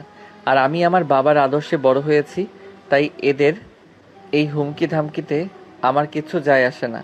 এছাড়া আমি তো আর আগ বাড়িয়ে তাদের সঙ্গে ঝামেলায় জড়াইনি, বরং ওরা নিজ থেকে এসে ঝামেলা করেছে। বুঝলাম, তোকে বুঝিয়ে কোনো লাভ নেই। রাব্বি দমে গিয়ে নিজের বিছানায় চলে গেল। অপূর্ব আগের মতোই শুয়ে আছে। খাবার টেবিলে সবাই একসঙ্গে বসে রাতের খাবার খাচ্ছে। খাওয়া শেষে শাকিল আহমেদ বললেন, সকাল সকাল কিন্তু সবাই তৈরি থেকো, 9টার বাসেই কিন্তু রওনা দেব আমরা। মৌনতা ভ্রু কুঁচকে নিল। নির্ঝর প্রশ্ন করল, কোথায় যাব বাবা? তোর বড় চাচার বাড়ি। কেন বাবা? তো নাইমা আপুর বিয়ে, তাই কাল ওখানেই যাব আমরা। রাত 11:30। দাউদ ইসলাম সবে বিছানায় শুয়েছেন, ঘুমানোর প্রস্তুতি নিচ্ছেন। তৎক্ষণাৎ মোবাইলের রিংটং বেজে উঠল। স্ত্রীর উদ্দেশ্যে বললেন, মোবাইলটা এদিকে দাও তো। আয়শা খানম মোবাইল এগিয়ে দিলেন স্বামীর হাতে। চেনা নাম্বার দেখে খুশি হলেন দাউদ ইসলাম। ফোন রিসিভ করতে অপর পাশ থেকে ভেসে এলো, কেমন আছো বাবা? আলহামদুলিল্লাহ ভালো, তুই কেমন আছিস? ওয়াইফাই অন করবে বাবা, তোমাদের খুব দেখতে ইচ্ছে করছে। আচ্ছা করছি। কল কেটে গেল। কয়েক সেকেন্ড পরে ভিডিও কল এলো। দাউদ ইসলাম এবং আয়শা খানম মোবাইলের দিকে মুখ করে পাশাপাশি বসলেন। অপূর্ব পলকহীন চোখে তাকিয়ে আছে বাবা মায়ের দিকে। আয়শা খানম ছেলেকে প্রশ্ন করলেন, রাতে খাবার খেয়েছিস? মা। তাহলে তোর মুখ এমন শুকনো শুকনো লাগছে কেন? কিছু হয়েছে? না মা, কিছু হয়নি। আজ হঠাৎ এত রাতে বাবা মাকে দেখতে ইচ্ছে হলো, ব্যাপার কি?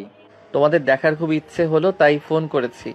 আমার না কেমন যেন লাগছে বাবা, মনে হচ্ছে এটাই যেন তোমাদের সঙ্গে শেষ দেখা। এ আবার কেমন ধরনের কথা অপূর্ব?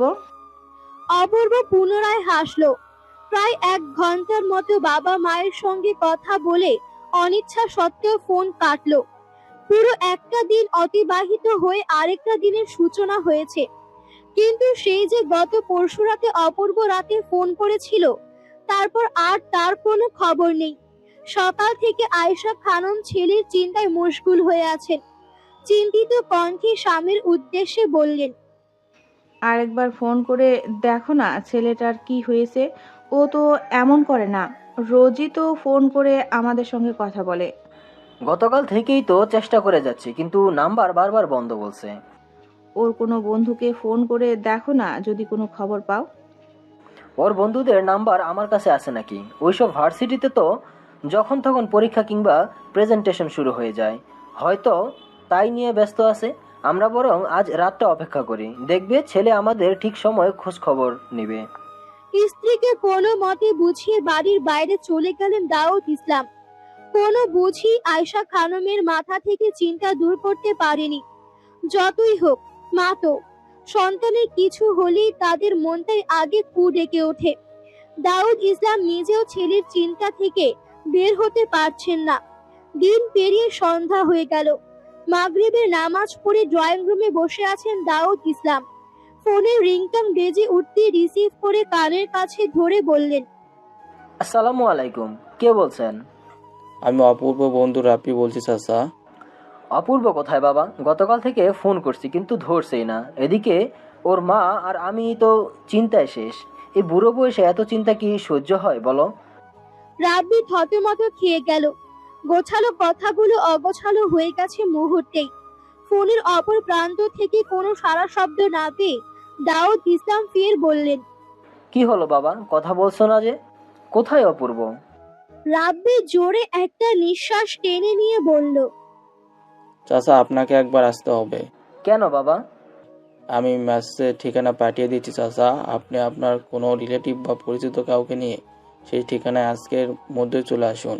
এখানে আসলে অপূর্বকে পেয়ে যাবেন। কল কেটে গেল। আয়েশা খানম এতক্ষণ স্বামীর পাশে চুপটি করে বসেছিলেন। মোবাইল কান থেকে সরাতেই প্রশ্ন করলেন, কি বললো অপূর্বর কথায়? ওর ফোনে কি হয়েছে? বললো একবার যেতে হবে ওখানে, তাহলে নাকি অপূর্বর দেখা পাবো। কিছু হয়েছে? তা তো বললো না, একা একা যেতে নিষেধ করলো। এছাড়া এতটা পথ কি আমার পক্ষে একা যাওয়া সম্ভব? মিরাজকে ফোন করে আসতে বলে দাও। ছেলেটা ঠিক আছে কিনা কে জানে, মিরাজ এলেই বেরিয়ে পড়বে। দাউদ ইসলাম স্ত্রীর কথা মতো বড় ভাইয়ার ছেলেকে ফোন করে আসতে বলে দিয়ে ঘরে চলে গেলেন তৈরি হওয়ার জন্য। চাচার ফোন পেয়ে মিরাজ তৎক্ষণাৎ বাড়ি থেকে বের হয়ে গেল। বিয়ে বাড়ি থেকে মৌনতা এবং তার পুরো পরিবার নিজেদের আবাস স্থলে ফিরেছে। পোশাক বদলিয়ে কাজে লেগে গেলেন রাজিয়া সুলতানা। মাত্র কয়েকদিনই ঘরগুলো কেমন ময়লা হয়ে গেছে। মৌনতা হাত পা ছড়িয়ে সোফায় বসে বিরক্তি নিয়ে বলল, উফ মা, এতটা পথ জার্নি করে এলে একটু শুয়ে বিশ্রাম নিবে, তা না করে কাজে লেগে পড়েছো। রাজিয়া সুলতানা মেঝে ঝাড়ু দিতে দিতে উত্তর দিলেন, আমি কি তোর মতো নোংরা নাকি সবকিছু অপরিষ্কার রেখে শুয়ে থাকবো? মৌনতা চুপ হয়ে গেল। মায়ের সঙ্গে কথা বাড়ালে যে সে কথায় পারবে না তা বুঝে গেছে। মিরাজকে সঙ্গে নিয়ে কাঙ্ক্ষিত ঠিকানায় পৌঁছেছেন দাউদ ইসলাম। একটি ছেলে এগিয়ে এলো তাদের দিকে। দাউদ ইসলামের দিকে তাকিয়ে সালাম দিয়ে বলল, আমি ফোন করেছিলাম আঙ্কেল। তো অপূর্ব কোথায় বাবা? এবার তো নিয়ে চলো ওর কাছে। জি আঙ্কেল, চলুন। মর্গে কয়েকজন মিলে একটা লাশকে ঘিরে দাঁড়িয়ে আছে। মুখে তাদের আতঙ্ক বিরাজ করছে। দাউদ ইসলাম এবং মিরাজকে নিয়ে সেখানে উপস্থিত হলো রাব্বি। কপালে কয়েকটি ভাঁজ পড়লো দাউদ ইসলামের। প্রশ্ন করলেন, এখানে কেন নিয়ে এলে? এটা তো মর্গ, এখানে তো মৃত মানুষ থাকে। চোখ দুটো লাল হয়ে গেছে রাব্বির। মনে হচ্ছে এই যেন বর্ষণ হবে।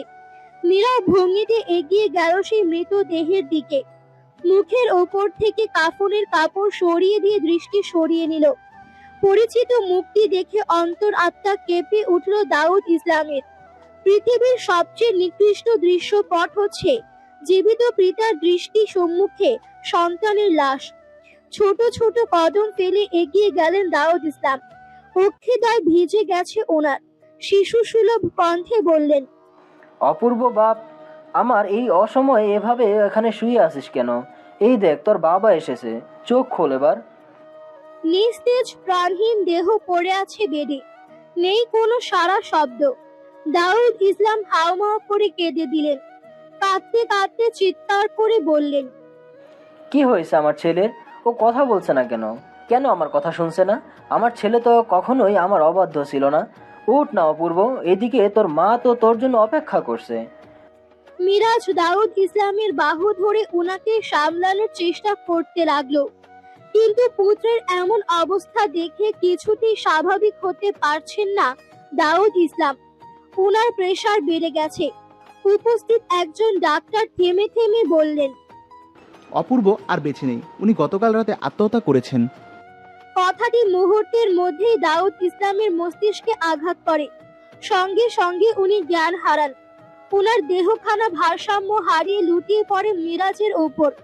মিরাজ দুই হাত দিয়ে দাউদ ইসলামকে ধরে। রাব্বি এবং আরো দুজন ছেলে মিলে দাউদ ইসলামকে ধরাধরি করে অন্য ক্যাবিনে নিয়ে গেল। ডাক্তাররা ওনাকে চেক আপ করতে লাগলো। মিরাজ সেখান থেকে প্রস্থান করলো। রাব্বির উদ্দেশ্যে বলল, আত্মহত্যা করার মতো ছেলে তো অপূর্ব নয়, সত্যি করে বলো তো কি হয়েছিল? মাথা নিচু করে আছে রাব্বি। রাব্বির থেকে কোনো উত্তর না পেয়ে বাকিদের জিজ্ঞেস করলো মিরাজ, কিন্তু কারো কাছ থেকে কোনো উত্তর পাওয়া যায়নি। রাত 1:30। অ্যাম্বুলেন্স ঝনকার তুলে বাড়ির সামনে এসে দাঁড়িয়েছে। এমন বিদ্যুতের শব্দে চারপাশের বিল্ডিং এর মানুষের ঘুম ভেঙে গেছে। কেউ কেউ জানালা দিয়ে উকি দিয়ে ঘটনা বোঝার চেষ্টা করছে, আবার কেউ বা নিচে নেমে চলে এসেছে। আয়েশা খানম দরজা খুলে বাহিরে এলেন। চমকায়িত দৃষ্টিতে তাকিয়ে আছেন সেদিকে। অ্যাম্বুলেন্স থেকে প্রথমে একটি স্ট্রেচার করে দাউদ ইসলামকে নামানো হলো। আয়েশা খানম বিচলিত কণ্ঠে বললেন, ওর কি হয়েছে? এভাবে শুয়ে আছে কেন? মিরাজ নিচু স্বরে বলল, চাচা অসুস্থ হয়ে গেছেন, প্রেশার বেড়ে গেছে, ওনাদের ঘরটা দেখিয়ে দিন চাচি। আয়েশা খানম ওনাদের ঘর দেখিয়ে দিয়ে পেছন পেছন যেতে লাগলেন। দাউদ ইসলামকে বিছানায় শুয়ে দিয়ে চলে এলো ওয়ার্ড বয়রা। পরপর আরেকটি স্ট্রেচারে নামানো হলো অপূর্ব প্রাণহীন দেহ। বসার ঘরে রাখা হলো সেই স্ট্রেচার। স্বামীর শিওরে বসে সর্ষে তেল দিয়ে হাত মালিশ করে দিচ্ছেন আয়েশা খানম। অপূর্ব বড় বোন উর্মিলা এবং জামাই সোহিলও পৌঁছে গেছে সেখানে। মেয়েদের রেখে সোহিলি এসেছে বৃদ্ধা শাশুড়ির নিকট। মেয়ে এবং মেয়ে জামাইকে দেখে সৌজন্য হাসলেন আয়েশা খানম। বললেন, এত রাতে তোরা নিশ্চয়ই বাবার অসুস্থতার কথা শুনেই চলে এসেছিস। চিন্তা করিস না, তোদের বাবা এখন অনেকটাই সুস্থ। এখন শুধু জ্ঞান ফেরার পালা। কেঁদে দিল উর্মিলা। হায়া, কাঁদছিস কেন? বললাম তো গুরুতর কিছু হয়নি। মা, বাইরে চলো। কেন? অপূর্বকে দেখবে না? অপূর্ব এসেছে? উর্মিলার চোখ বেয়ে পানি পড়ছে। আয়েশা খানম রাগান্বিত স্বরে বললেন, কথাই অপূর্ব, বাইরে কি করছে? এদিকে বাবা অসুস্থ হয়ে বিছানায় শুয়ে আছে, মা চিন্তা করছে, আর সে কিনা বাইরে বসে আছে। ডেকে আনুকে। ও যে আসতে পারবে না মা, তোমাকেই যেতে হবে। আমায় যেতে হবে? এসব বাচ্চামো বাদ দিতে বলো কে? দেখছিস তো তোদের বাবা অসুস্থ। এখন আমি এখান থেকে উঠে কি করে যাই? সায়রার বাবা না হয় বাবার কাছে থাকবে, তুমি চলো না মা অপূর্বের কাছে। আয়েশা খানম বিরক্ত হলেন। দীর্ঘ শ্বাস ফেলে বসা থেকে উঠে দাঁড়িয়ে মেয়ের সঙ্গে চললেন বসার ঘরে। বেশ কয়েকজন লোক জড়ো হয়েছে বাড়িতে। অনেকক্ষণ আগে মিরাজ বাড়িতে ফোন করে জানিয়ে দিয়েছে। আত্মীয় স্বজনেরা আসা শুরু করে দিয়েছে। বসার ঘরে আসতে আয়েশা খানমের পা জোড়া থেমে গেল। উর্মিলা নিজের কান্না আর চেপে রাখতে পারল না। হাউমাউ করে কাঁদছে সে। আয়েশা খানম শুকনো ঢোক গিলে বললেন, কে শুয়ে আছে ওখানে? তোরা কাঁদছিস কেন? কি রে বল না, কে ওখানে? একজন লোক গিয়ে মুখ থেকে সাদা কাফনের কাপড় সরিয়ে দিলেন। সঙ্গে সঙ্গে মেঝেতে ধপ করে বসে পড়লেন আয়েশা খানম। ছেলের গালে হাত রেখে বললেন, অপূর্ব, এই অপূর্ব, এভাবে শুয়ে আছিস কেন বাবা? উর্মিলা মায়ের পাশে বসে পড়ল। কাঁদতে কাঁদতে বলল, অপূর্ব আর নেই মা, ও যে চলে গেছে আমাদের ছেড়ে। রেগে গেলেন আয়েশা খানম। হিংস্র দৃষ্টিতে মেয়ের দিকে তাকিয়ে বললেন, কি সব আজে বাজে কথা বলছিস তুই? অপূর্ব নেই মানে? এই তো আমার ছেলে আমার সামনে শুয়ে আছে। আমার ছেলেটার অনেক ঘুম পেয়েছে মনে হয়, তাই ঘুমিয়ে গেছে। তোরা কেউ ওকে নিয়ে ঘরে শুয়ে দে। আমার এইটুকু একটা ছেলে, ও মরবে কেন? বুঝেছি, অপূর্ব তোমাদের সবাইকে এসব শিখিয়ে দিয়েছে তাই না? আয়েশা খানমকে সত্যটা বোঝাতে না পেরে সবাই হাল ছেড়ে দিল। আয়েশা খানম অপূর্বের গালে চাপড় মারতে মারতে বললেন, ওঠ না অপূর্ব, আমি রেগে যাচ্ছি কিন্তু। তুই না উঠলে আমি এবার সত্যি সত্যি মারবো।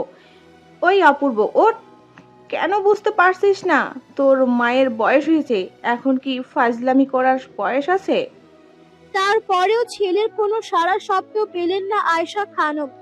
আচমকা চিৎকার করে কেঁদে উঠলেন তিনি। ছেলের বুকে মাথা রেখে কাঁদতে কাঁদতে বললেন, এ হতে পারে না, আমার ছেলে মরতে পারে না। তোমরা কেউ ওকে বলো না আমার সঙ্গে কথা বলতে। ওকে ছাড়া আমরা বাঁচবো কি করে? ওঠ না বাবা, একবার আমার সঙ্গে কথা বল। মৃত্যু মানুষ কি আর কথা বলতে পারে কখনো? না, পারে না। অপূর্বও পারেনি। মায়ের আদেশ সে পালন করতে পারেনি চোখ খুলে তাকিয়ে মা বলে ডাকতে। সবাই তাকিয়ে তাকিয়ে দেখে নিচ্ছে সেই নির্মম নিকৃষ্ট ঘটনা, যেখানে মৃত ছেলে লাশের পাশে বসে কাঁদছে একজন অসহায় মা, যে কিনা কয়েক মুহূর্ত আগেও ছেলের সঙ্গে কথা বলার জন্য উতলা হয়ে বসেছিল। কি নির্মম এক ঘটনা, যা কল্পনাও করতে চোখ ভিজে যায়। উপস্থিত সকলের চোখেও ভিজে গেছে। উর্মিলার অবস্থাও নাজেহাল। একমাত্র ভাইয়ের মৃতদেহ দেখে সেও স্থির হতে পারছে না। যে ভাইকে একসময় কোলে পিঠে করে বড় করেছে, খাইয়ে দিয়েছে, যে ভাই আপু আপু ডেকে পেছন পেছন ঘুরেছে, তার লাশও যে চোখ দিয়ে দেখতে হবে তা ভুলেও কখনো ভাবেনি সে। আয়েশা খানমকে কয়েকজন মহিলা মিলে অপূর্বের লাশের ওপর থেকে সরানোর চেষ্টা করতে লাগলেন, কিন্তু আয়েশা খানম শক্ত করে ছেলেকে জড়িয়ে ধরে আছেন। বলছেন, আমি আমার ছেলেকে কোথাও যেতে দেব না, চোখ খুলতেই হবে ওকে। ওর জন্য যে ওর পছন্দের সব খাবার রান্না করেছি আমি, ওকে খেতে হবে সেগুলো। ওঠ না বাবা আমার, আমি নিজের হাতে আজ খাইয়ে দিব তোকে। বাবা মা অপূর্ব ভাইয়াদের বাড়িতে গেছে জানো আপা, সবাই বলছে অপূর্ব ভাই নাকি আকাশের তারা হয়ে গেছে। ঘুমের ঘোরে নির্ঝরের এমন একটি কথা শুনে লাফিয়ে উঠল মৌনতা। সব ঘুম চলে গেল মুহূর্তের মধ্যে। মৌনতা জিজ্ঞেস করলো, কি বললি? আবার বল। অপূর্ব ভাইকে না একটা সাদা কাপড় দিয়ে ঢেকে রাখা হয়েছে, আর অপূর্ব ভাইও চোখ বন্ধ করে শুয়ে আছে, কোনো নড়াচড়া করছে না। সবাই বলছে অপূর্ব ভাই আর নেই আপা। চট করে মেজাজ বিগড়ে গেল মৌনতার। চোখ রাঙিয়ে বলল, এই মাঝরাতে আর দুষ্টুমি খুঁজে পাস না? এসব কি ধরনের কথা নির্ঝর? আমি দুষ্টামি করছি না আপা, তুমি চলো অপূর্ব ভাইয়াদের বাড়িতে, আন্টি অনেক কান্নাকাটি করছে। মস্তিষ্ক যেন ফাঁকা হয়ে গেল মৌনতার। বিছানা ছেড়ে উঠে দাঁড়ালো। ওড়নাটা মাথায় মুড়িয়ে নির্ঝরকে নিয়ে বাড়ি থেকে বের হলো। অপূর্বদের বাড়ির সামনে মানুষজন ভিড় করে রেখেছে। চারিদিকে ফজরের আজানের ধ্বনি। যত সামনে এগোচ্ছে গলা শুকিয়ে যাচ্ছে মৌনতার। মনে হচ্ছে কেউ গলা চেপে ধরে রেখেছে। রাজিয়া সুলতানা বাকিদের সঙ্গে আয়েশা খানমের মাথায় পানি ঢালছেন। ছেলের শোকে বেশ কয়েকবার জ্ঞান হারিয়েছেন তিনি। আগরবাতির গন্ধে চারিদিক মৌমো করছে। সাদা কাফনে মুড়ানো নিষ্প্রাণ দেহ পড়ে আছে বসার ঘরের মেঝেতে। তাকে ঘিরে বসে আছে আত্মীয় স্বজনেরা। মৌনতা সেখানে এসে দাঁড়ালো। শাকিল আহমেদ মেয়েকে দেখে এগিয়ে এলেন, বললেন, তুই এখানে আসতে গেলি কেন? নিশ্চয়ই নির্ঝর তোকে নিয়ে এসেছে, যা বাড়িতে যা। এটা কে বাবা? সত্যি কি অপূর্ব ভাই? গলায় আটকে গেছে বাকি কথা। শাকিল আহমেদ হয়তো কিছু বলতে চাইলেন, তার আগেই মৌনতা হাঁটু মুড়ে বসে পড়ল। মুখের ওপর থেকে কাপড় সরিয়ে চমকে গেল।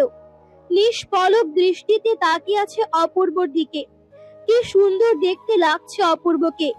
এমন শান্ত ঘুমন্ত অপূর্বকে আগে কখনো দেখেনি মৌনতা।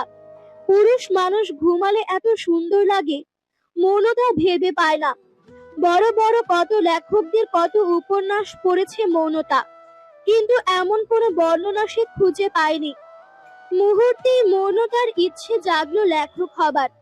ইচ্ছে হলো একটি উপন্যাস লেখার, যে উপন্যাসে সে একটি পুরুষকে নিয়ে লিখবে।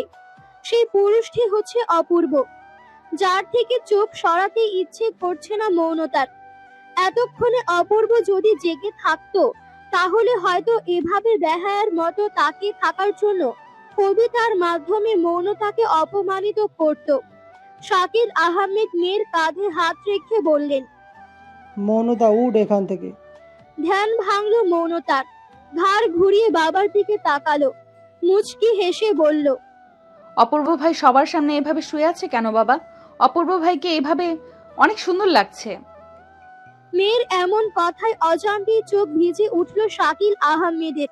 নির্ঝর কান্না জড়িত কণ্ঠে বলল, বলেছিলাম না আপা, অপূর্ব ভাই আর কথা বলতে পারবে না, নড়াচড়া করতে পারবে না, কারণ অপূর্ব ভাই আকাশের তারা হয়ে গেছে।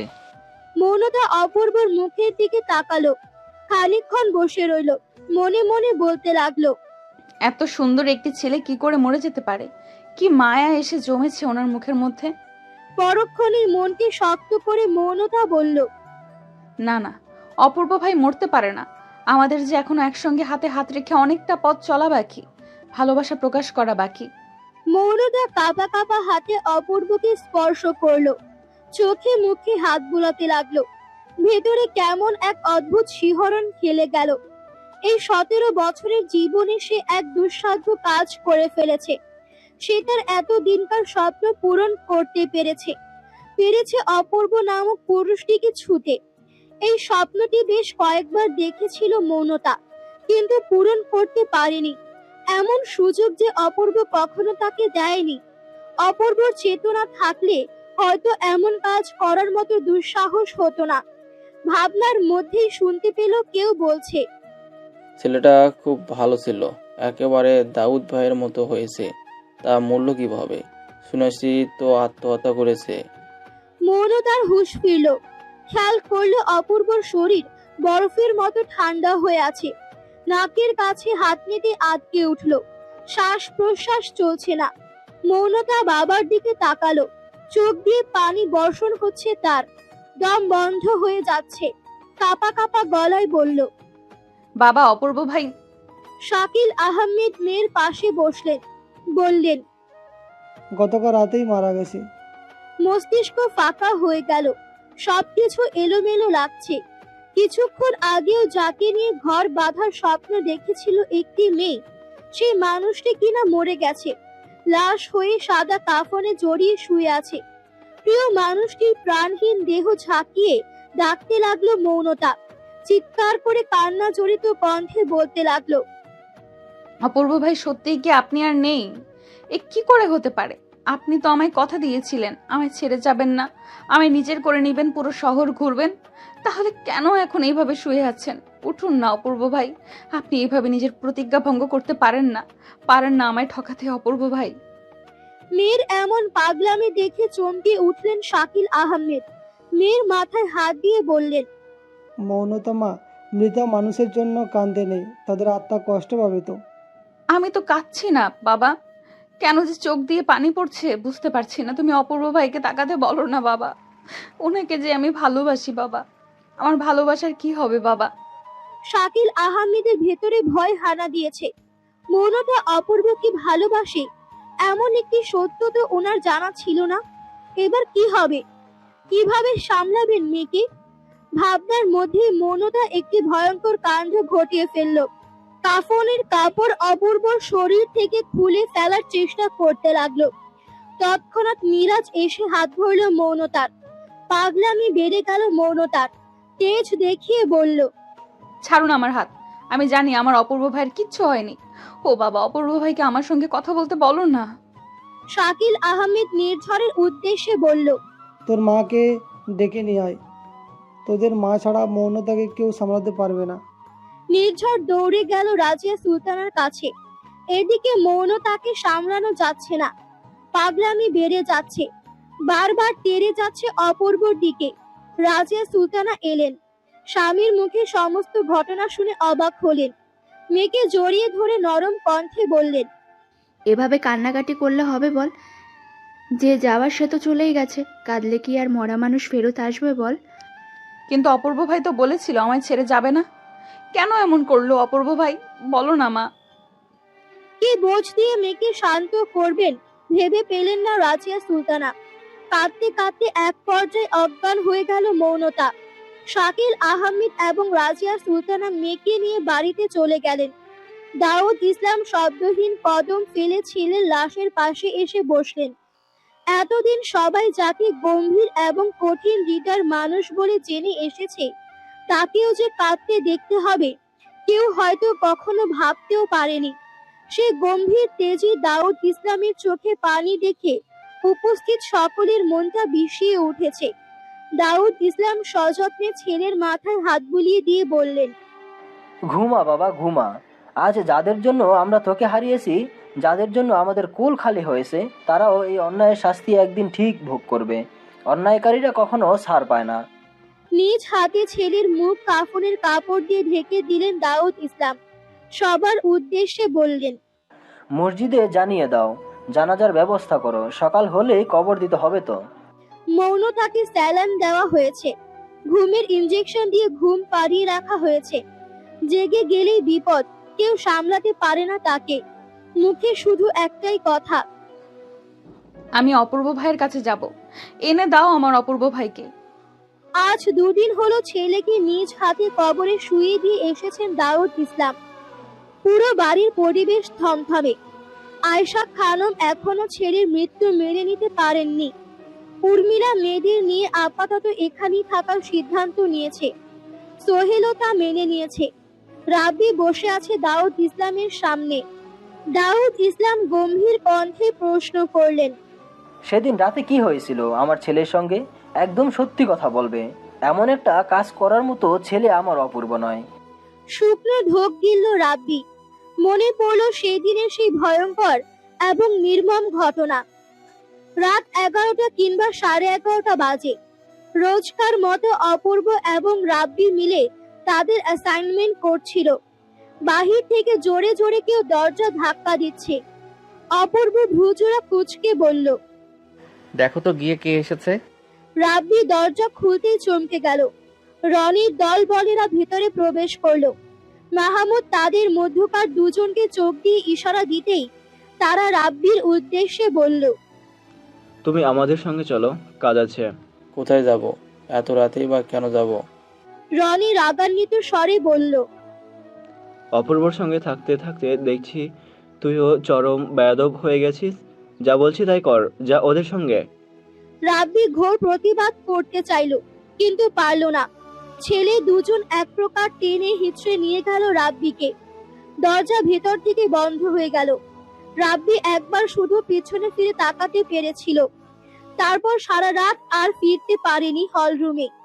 ছেলে দুটি বিভিন্ন কারণ দেখিয়ে পুরোটা রাত আটকে রেখেছিল রাব্বিকে।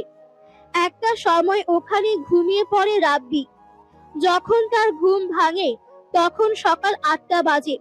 রুমের সামনে ছাত্র ছাত্রীদের ভিড়। সিলিং ফ্যানে অপূর্ব ঝুলন্ত লাশ। চারিদিকে সবার ফিসফিসানি। অপূর্ব আত্মহত্যা করেছে। ময়না তদন্তের জন্য পুলিশ লাশ নিয়ে যায়। ডাক্তাররাও এটাই বলে যে অপূর্ব সুসাইড করেছে, কিন্তু রাব্বির তা বিশ্বাস করতে খুব কষ্ট হচ্ছিল। অপূর্ব ছিল খুবই কঠিন ব্যক্তিত্বের অধিকারী একজন পুরুষ, যার ছিল না কোনো ভয় ডর, যে কখনো অন্যায় সহ্য করতে পারত না, রুখে দাঁড়াতো অন্যায়ের বিরুদ্ধে। রাব্বি লেগে পড়ল আসল সত্যটা বের করার জন্য, কিন্তু সে ব্যর্থ হলো। খুঁজে পেল না আসল সত্যটা। দাউদ ইসলামকে সমস্ত ঘটনা খুলে বলতেই দাউদ ইসলাম উঠে দাঁড়ালেন, মিরাজের উদ্দেশ্যে বললেন, থানায় যাব আমি, যত দূর পর্যন্ত যেতে হয় আমি যাব, কিন্তু আমার ছেলের হত্যাকারীদের আমি ছাড়ব না। রাব্বি নিজেও দাঁড়ালো, বলল, যতটা সাহায্য করার আমি আপনাকে করব আঙ্কেল, আমিও চাই ওরা শাস্তি পাক। সেদিনই দাউদ ইসলাম ভাইয়ের ছেলে এবং রাব্বিকে নিয়ে থানায় গিয়ে মামলা করে এলেন। অনেক দিন বাদে ছাদে এসে দাঁড়িয়েছে মৌনতা। শেষ যেদিন সে ছাদে এসেছিল সেদিন তার পাশে ছিল অপূর্ব নামক এক সুদর্শন পুরুষ। আর আজ সে একা। পুরনো কথা মনে পড়ে গেল। অপূর্ব প্রায় বলতো, বলো তো মৌনতা, পৃথিবীর সবচেয়ে শক্তিশালী অস্ত্র কোনটি? পারমাণবিক বোমা। অপূর্ব দ্বিমত পোষণ করে বলেছিল, ভুল বললে। পৃথিবীর সবচেয়ে শক্তিশালী অস্ত্র হচ্ছে কলমের কালি। পৃথিবীর যে কোনো প্রান্তে তুমি শুধুমাত্র একটি কলমের কালি খরচ করেই যে কোনো অন্যায়ের প্রতিবাদ করতে পারবে। ঠিক এখানে দাঁড়িয়েই একদিন অপূর্বকে প্রশ্ন করেছিল মৌনতা, আচ্ছা অপূর্ব ভাই, পুনর্জন্ম বলতে কি কিছু আছে? মুসলিমদের একবারই জন্ম হয় এবং একবারই মৃত্যু হয়, তবে পরকালে তাদেরকে আবারও জীবিত করে সবকিছুর হিসাব নেওয়া হবে, আর তারপর তারা নিজ নিজ কর্মফল অনুযায়ী নির্দিষ্ট স্থান, অর্থাৎ কেউ জান্নাতে যাবে, আবার কেউ বা জাহান্নামে। এটা তো আমি জানি অপূর্ব ভাই। তাহলে প্রশ্ন করলে কেন? ওখানে কি আমি আপনাকে পাবো অপূর্ব ভাই? প্রতিটি মানুষই তার ভালোবাসার মানুষটিকে পাবে, কিন্তু তার জন্য তো দুনিয়াতে সঠিক পথে চলতে হবে, সঠিক কর্ম করতে হবে, ইবাদত করতে হবে। আমি যদি তোমার ভালোবাসার মানুষ হই তাহলে হয়তো আমায় পেতেও পারো। মৌনতা লজ্জায় মাথা নিচু করে নিয়েছিল সেদিন। অপূর্বর মৃত্যুর আজ 1 বছর পূর্ণ হয়েছে। সবাই নিজেদেরকে পরিস্থিতির সঙ্গে খাপ খাইয়ে নিয়েছে, স্বাভাবিক হয়ে গেছে সবাই। কিন্তু আয়শা খানম পুত্র শোকে মানসিক ভারসাম্য হারিয়েছেন। অপূর্বর মৃত্যুর তদন্ত এখনো চলছে, অথচ সব প্রমাণ সামনে থাকার পরেও অপরাধীরা ধরা পড়ছে না। এই শহরে অন্যায়ের প্রতিবাদ করা, ন্যায় পথে চলা মানুষদের মরতে হয়। এই শহরে অন্যায়ের বিচার পেতে পেতে বছর কেটে যায়। এই শহরে মুখোশধারী মানুষেরা ভালো থাকে। এই শহরে টাকা দিয়ে মিথ্যাকে সত্য আর সত্যকে মিথ্যা করা যায়। মৌনতাও বাকি সবার মতো স্বাভাবিক হয়েছে। এইচএসসি পরীক্ষা দিয়েছে, আগের মতো করে সবার সঙ্গে হেসে খেলে দিন কাটাচ্ছে। কিন্তু দিন শেষে ওই একটাই না পাওয়া তাকে পোড়ায়। এই জীবনে সে তার অপূর্বকে পেল না তার ভালোবাসার মানুষটিকে। তাতে কি হয়েছে? দুনিয়ার জীবন তো ক্ষণস্থায়ী, হয়তো পরকালে ঠিক দেখা হবে তাদের। মাঝে একদিন নুসেরার সঙ্গে দেখা হয়েছিল তার। অনেক সুখে আছে নুসেরা। যাওয়ার আগে নুসেরা মুচকি হেসে মৌনতার উদ্দেশ্যে বলেছিল, আমিও অপূর্বকে পাইনি, তুইও অপূর্বকে পাসনি, হিসেব বরাবর। আলগোছে চোখের পানি মুছে নিয়ে আকাশের দিকে তাকিয়ে মৌনতা বলল, আমি আপনার সঙ্গে মেঘের ভেলা হয়ে সামনে এগিয়ে যেতে চেয়েছিলাম অপূর্ব ভাই, কিন্তু আপনি তো একা একাই চলে গেলেন। তাতে কি হয়েছে? আমি অপেক্ষা করব আপনার জন্য। আপনার জায়গাটা যে কেউ দখল করতে পারবে না। আমি সব সময় চিৎকার করে বলবো আমি একজন পুরুষকে ভালোবাসতাম, আর এখনো ভালোবাসি। সে হচ্ছে আমার অপূর্ব ভাই।